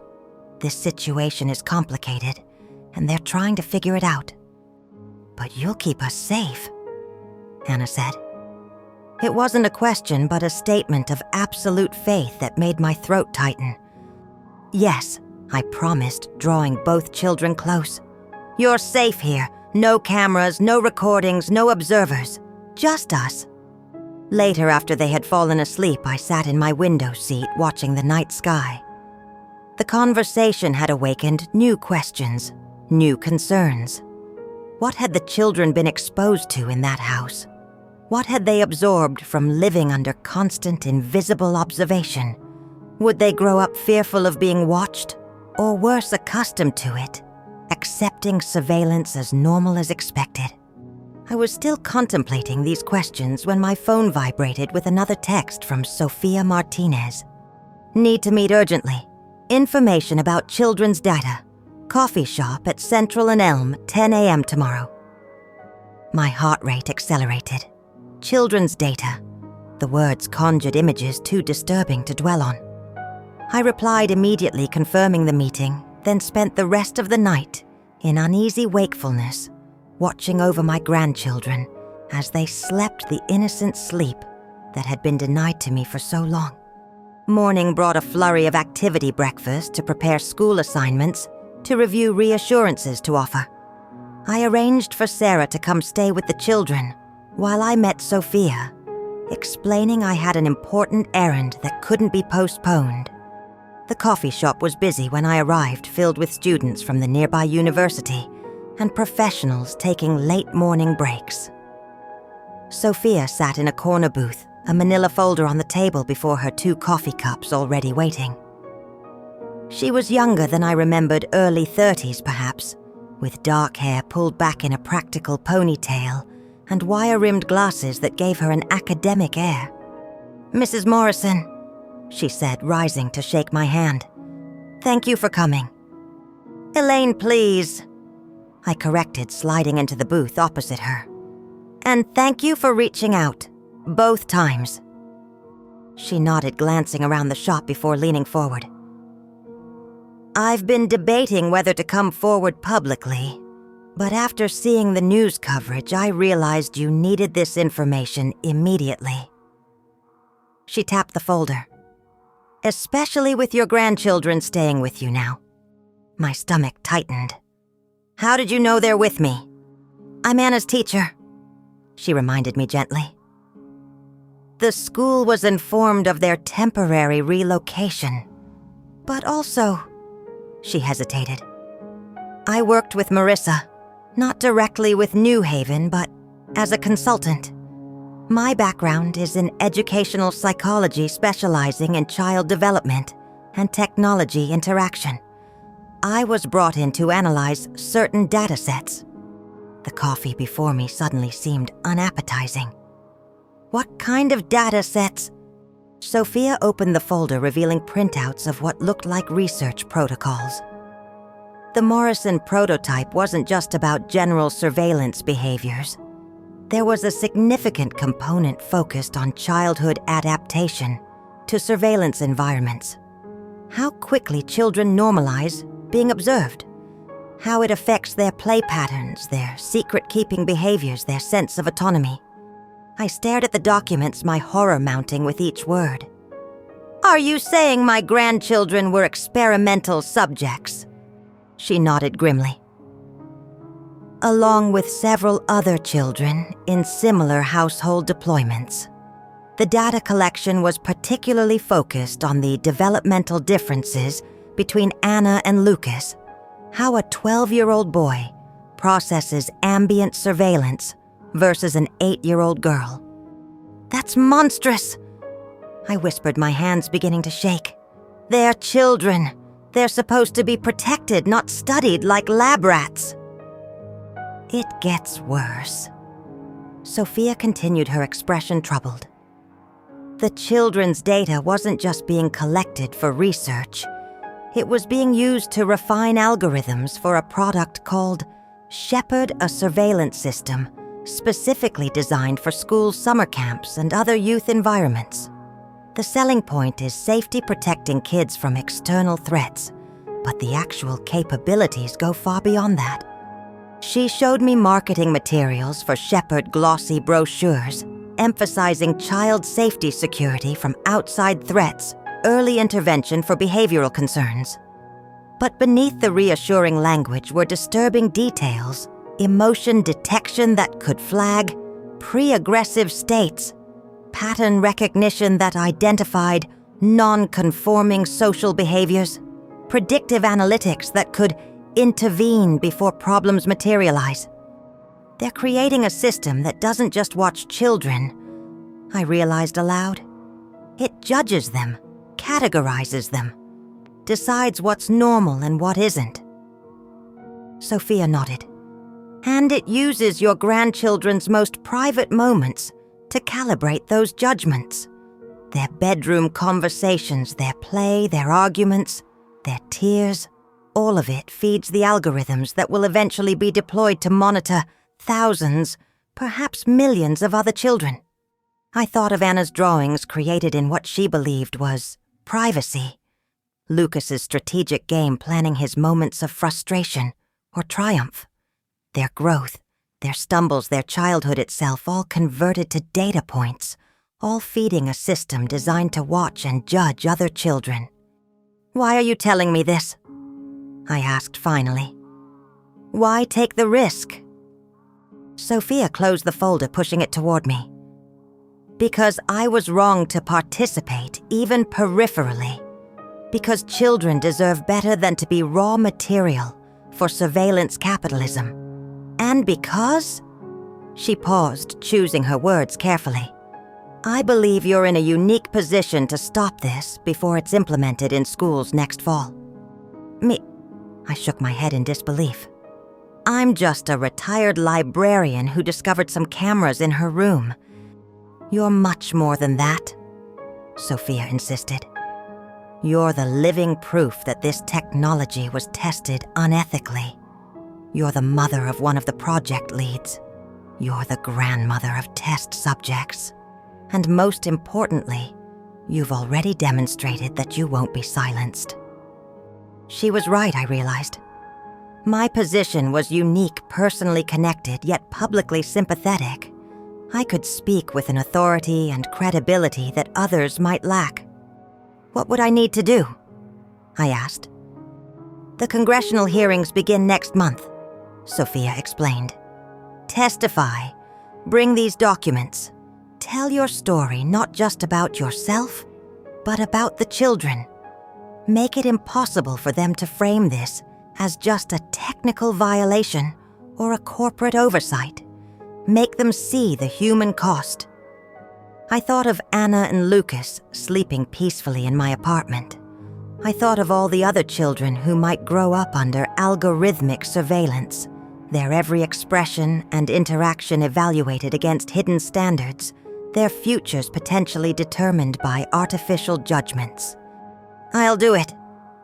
I said, my voice stronger than I expected. But I need to protect my grandchildren. They can't become public figures in this. Sophia nodded. I understand. We can work with the committee staff to ensure their privacy is protected. She hesitated. There's one more thing you should know. Thomas, your son. His involvement was more significant than he's likely admitted to you. He wasn't just an investor facilitating connections. He helped design the financial structure that made the project possible. He knew about the child surveillance components. There's documentation. The revelation shouldn't have hurt as much as it did.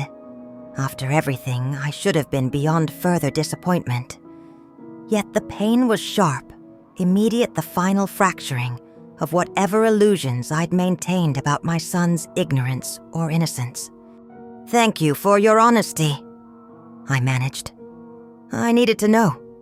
As I left the coffee shop folder secured in my purse, I felt a strange sense of clarity. The path ahead would be difficult. Testifying would mean public exposure, potential retaliation, permanent alteration of my relationship with Thomas. It would mean acknowledging that my son had knowingly allowed his own children to be surveillance subjects. It would mean stepping fully into a spotlight I had never sought. But for the first time in decades, I was choosing that spotlight rather than having it thrust upon me.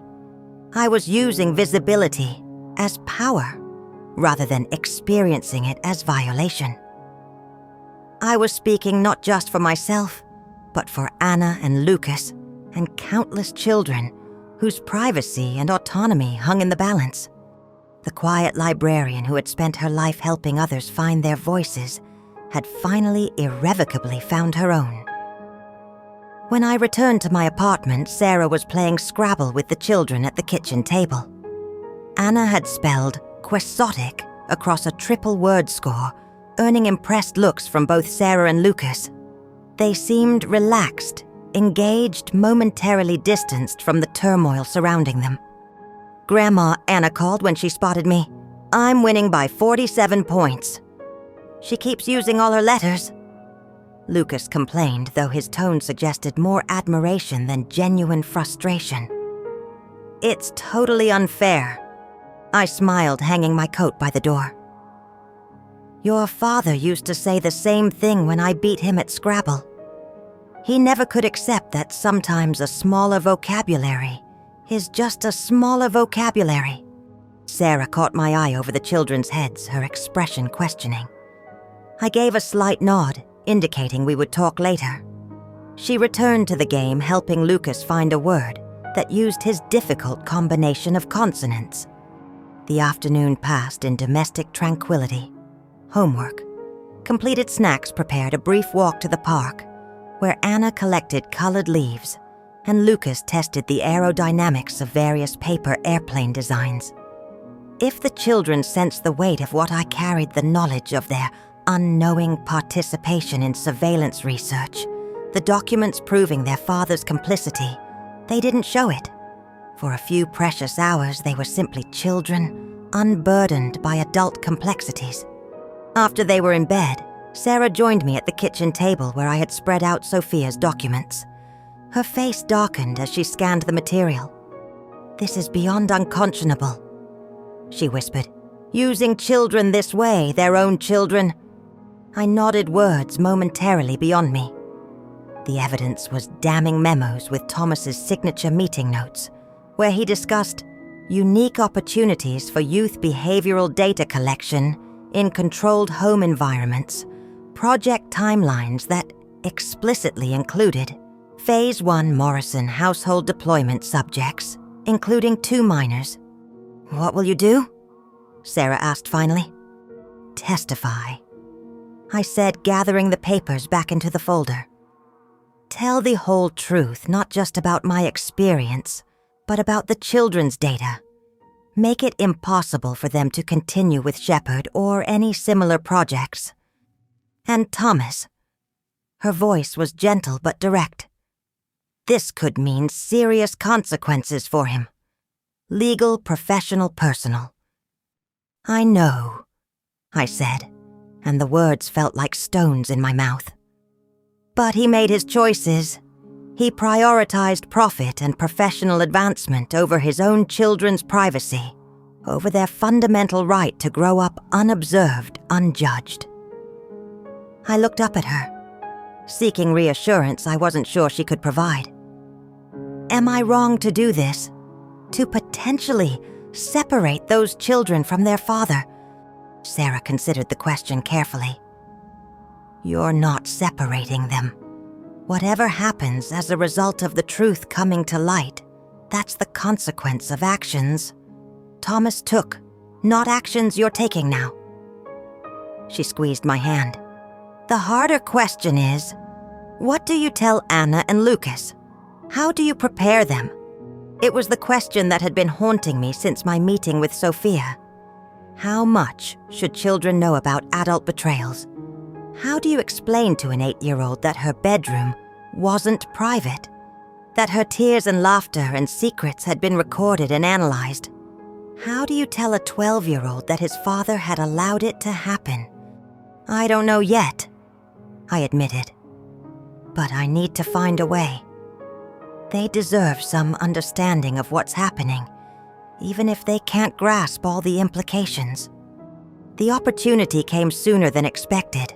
The following afternoon, as Anna worked on a school assignment at the kitchen table, she suddenly looked up with the directness that only children seem capable of. "Grandma, were there cameras in my bedroom too? At our house?" The question hung in the air between us. I set down the dish I was drying and pulled out a chair beside her. "What makes you ask that, sweetheart?" She fidgeted with her pencil. "I heard Mom and Dad fighting about it. Dad said it was crossing a line, and Mom said it was necessary for complete data collection. I looked up what that means, but I still don't understand why they needed data from my room." My heart broke a little at her matter-of-fact recitation, at the way she had clearly been puzzling over this for some time, trying to make adult sense of adult words. "Anna," I said gently, "I need to tell you something important, and it might be a little confusing or upsetting. Would you like Lucas to be part of this conversation too?" She nodded, suddenly solemn. I called Lucas from the living room, where he'd been reading. Once both children were seated at the table, I took a deep breath. "Yes, there were cameras in your bedrooms." I began watching their expressions carefully. "And in many other rooms of the house. They were put there without proper permission, without my permission when I was living there, and without yours." "Why?" Lucas asked, his voice tight with what might have been anger or hurt. "Why would they spy on us?" "Your parents were involved in developing a security system," I explained, simplifying but not lying. "Part of that work involved studying how people behave in their homes, including children. They wanted to understand how you played, how you interacted, how you expressed yourselves when you thought you were alone." Anna's brow furrowed. "But why didn't they just ask us?" "That's an excellent question," I said, feeling a surge of pride at her instinctive understanding of the ethical breach. "They should have. Watching someone without their knowledge or permission is wrong, even when it's done by people who love you. Everyone deserves privacy, especially children." Lucas's expression had hardened into something older than his years. "Did Dad know about the cameras in our rooms?" I hesitated, tempted to soften the truth to protect them from the full weight of betrayal.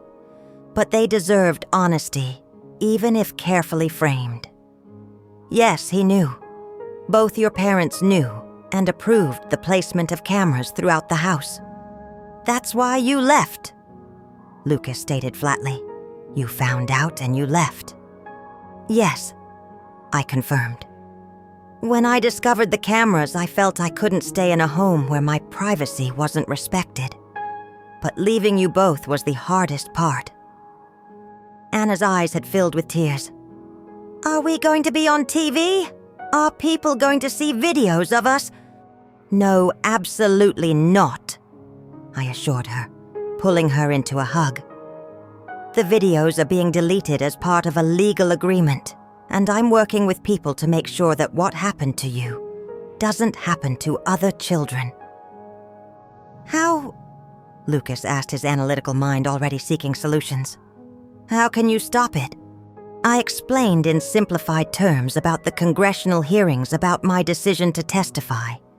I told them they wouldn't have to participate, that their names would be protected, that my goal was to ensure that surveillance systems designed to monitor children without consent would never be implemented in schools or other settings.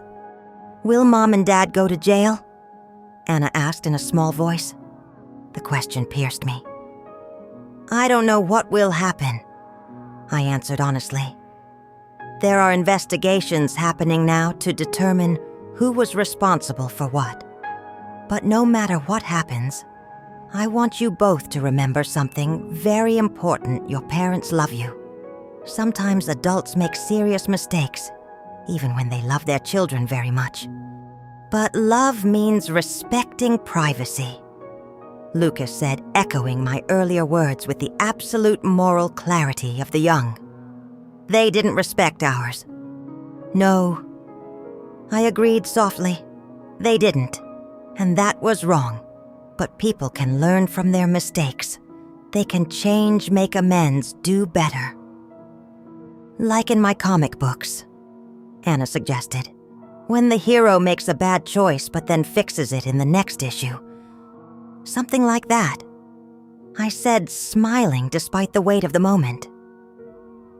"Real life is more complicated than comic books. But yes, people can redeem themselves if they truly understand what they did wrong and work to make it right."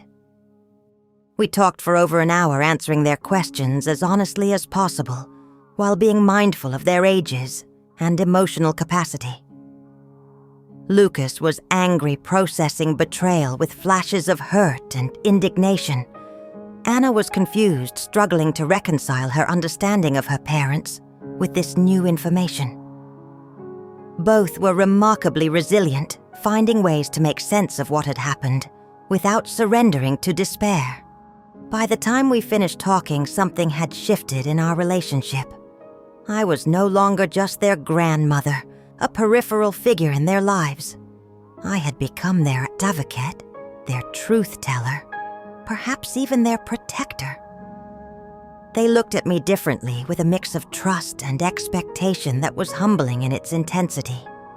That night after they were asleep, I received a call from a number I didn't recognize.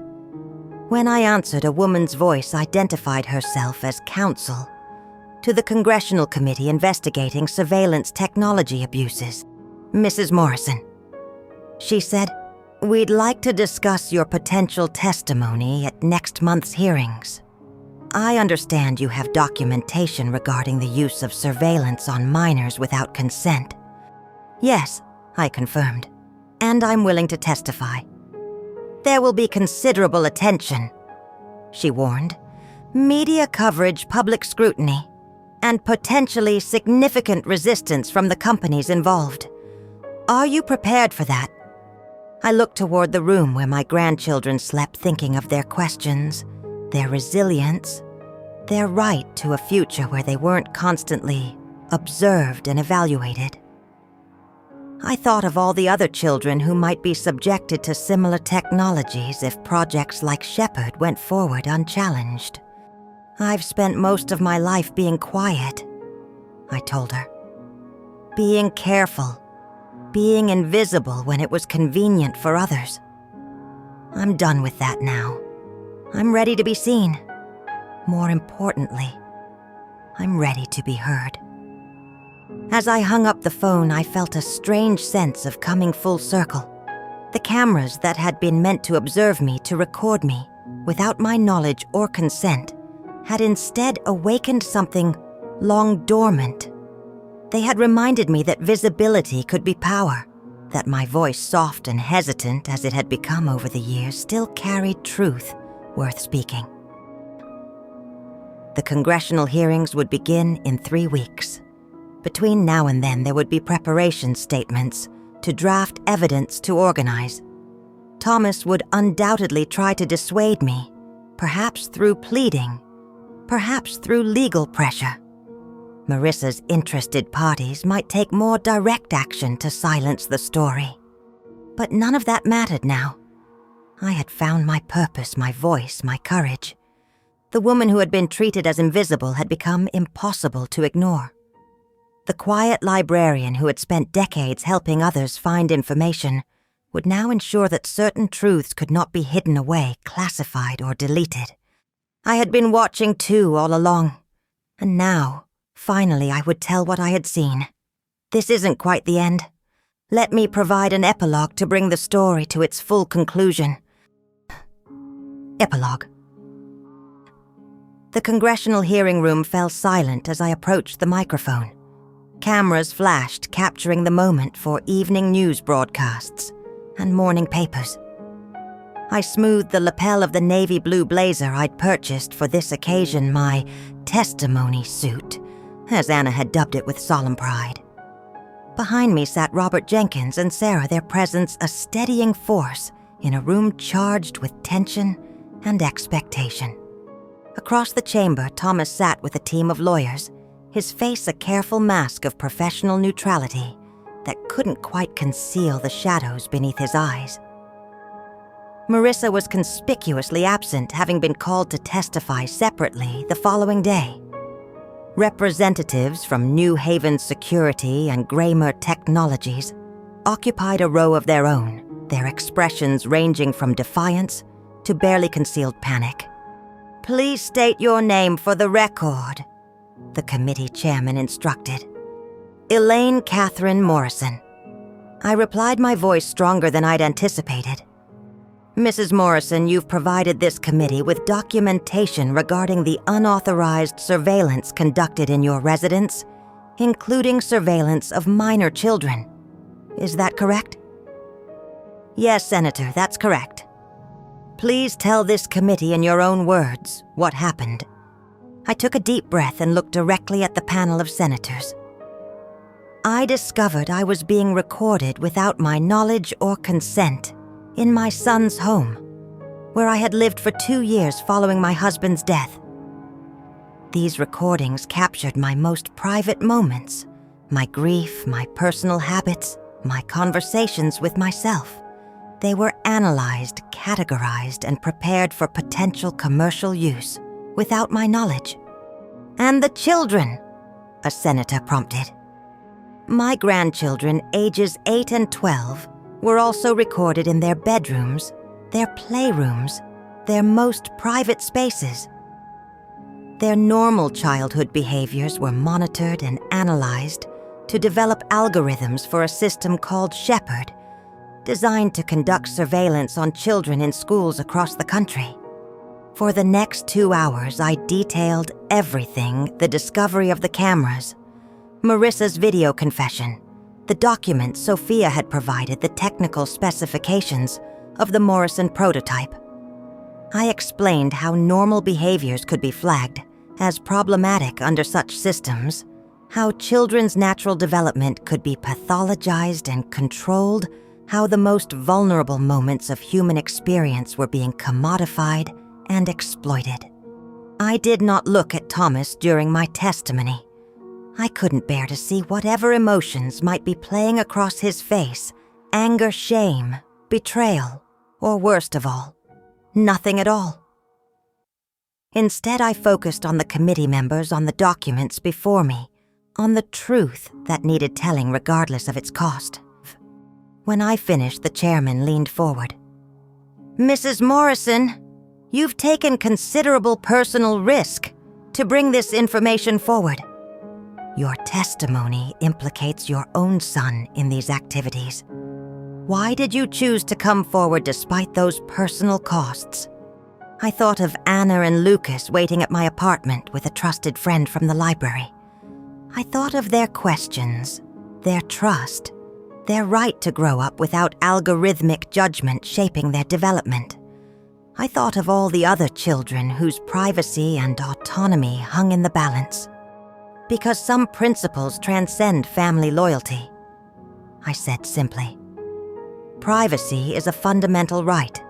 The sanctity of childhood is worth protecting, and silence in the face of wrong is its own kind of complicity." The hearings continued for weeks. Other witnesses came forward: former employees of New Haven Security, privacy advocates, ethics specialists, even a tearful software engineer who had helped design the emotion detection algorithms before realizing their intended use. The evidence mounted day by day, damning in its thoroughness. Thomas took the stand in the third week, looking older than I remembered, diminished somehow. He claimed limited knowledge of the full scope of the project, insisted he'd been focused on the financial structure rather than implementation details. But the documentary evidence, including his own emails and meeting notes, told a different story. The legal consequences unfolded over months. New Haven Security was disbanded under regulatory pressure. Gramer Technologies paid record fines, but survived. The Shepherd project was permanently shelved its code, and algorithms sealed under court order. Marissa faced charges related to research ethics violations and unauthorized surveillance. She eventually accepted a plea deal that included community service and professional disbarment. Thomas avoided criminal charges through cooperation with investigators, but his career in finance was effectively over. Morton Financial severed all ties, anxious to distance themselves from the scandal. His professional reputation, built so carefully over decades, collapsed in weeks. More painful were the personal consequences. Marissa filed for divorce 6 months after the hearings concluded, unwilling to weather the public humiliation and financial ruin together. She moved across the country to stay with her sister, taking the children for 9 months of the year. Thomas was granted summer visitation and alternate holidays, a schedule that reflected both legal reality and the new emotional distance between him and his children. I maintained my small apartment near the library, finding unexpected fulfillment in my part-time work with special collections and in the quiet advocacy role I'd assumed. Privacy rights organizations sought my input on proposed legislation. Parent groups invited me to speak about digital surveillance risks in family settings. A small publisher expressed interest in a memoir, though I wasn't yet ready to revisit the experience in such detail. Anna and Lucas spent one weekend each month with me by court arrangement and their own vocal preference. Those weekends became sacred time board games, baking projects, long walks through the botanical gardens, where we talked about everything and nothing. I became their safe harbor, the place where questions were always answered honestly and feelings were always honored. My relationship with Thomas remained complicated. For months after the hearings, we communicated only through lawyers and intermediaries. The betrayal cut too deep on both sides, his of my privacy, mine of his professional standing. But gradually, tentatively, we began to rebuild some version of connection. It started with a birthday card for Anna, which we both attended at a neutral location. Standing awkwardly by a picnic table laden with cake and presents, he finally met my eyes. "You did the right thing," he said quietly, the words clearly difficult for him. I couldn't see it then. I'm not sure I fully see it even now. But you protected them when I didn't. I nodded, unable to find words adequate to the moment. We didn't embrace, didn't fully reconcile. But something shifted, a first tentative step, toward whatever new relationship might be possible in the wake of so much damage. A year after the hearings, on a crisp autumn afternoon, I sat on my window seat watching golden leaves spiral down to the courtyard below. Lucas was sprawled on the couch reading a science fiction novel, while Anna arranged her colored pencils on the coffee table preparing to draw. The apartment was peaceful in that particular way that comes from shared silence, not the tense quiet of things unsaid, but the comfortable silence of people at ease in each other's presence. My phone chimed with a news alert. The Senate had just passed the Children's Privacy Protection Act legislation, directly inspired by the hearings. The new law would prohibit surveillance technologies in educational settings, without explicit parental consent, would ban emotion detection algorithms from being used to evaluate children's behavior, would establish strict penalties for companies that collected data on minors without transparent disclosure. "What is it, Grandma?" Anna asked, noticing my expression. "Good news," I told her, showing her the headline. "Remember how we talked about making sure what happened to you wouldn't happen to other children? This law will help with that." Lucas looked up from his book. "So you really changed things. You made a difference." "We all did," I corrected gently. "By telling the truth, by being brave enough to face difficult realities." Anna considered this, then returned to her drawing a colorful scene of a garden with 3 figures clearly meant to be Lucas, herself, and me. Lucas went back to his novel. The afternoon light stretched across the floor in golden rectangles. Outside, leaves continued their graceful descent, following their natural cycle without scrutiny or judgment. I had spent decades being careful, being quiet, being good. I had built my identity around accommodating others, around making myself small and unobtrusive and helpful. Those weren't entirely bad qualities. Kindness and consideration still mattered deeply to me. But they were no longer the sum total of who I was. The cameras had been meant to capture me, to contain me, to reduce me to data and observation. Instead, they had illuminated something else, entirely my capacity for courage, for principled action, for protecting what mattered most. In trying to make me invisible, they had instead helped me become fully seen, not just by others, but finally, and most importantly, by myself. I closed the news alert and returned my attention to my grandchildren, to the quiet afternoon unfolding around us. No red lights blinked from corners or ceilings. No algorithms analyzed our interactions or categorized our emotions. We were simply 3 people sharing space and time, our privacy intact, our humanity unobserved and uncategorized and gloriously perfectly free.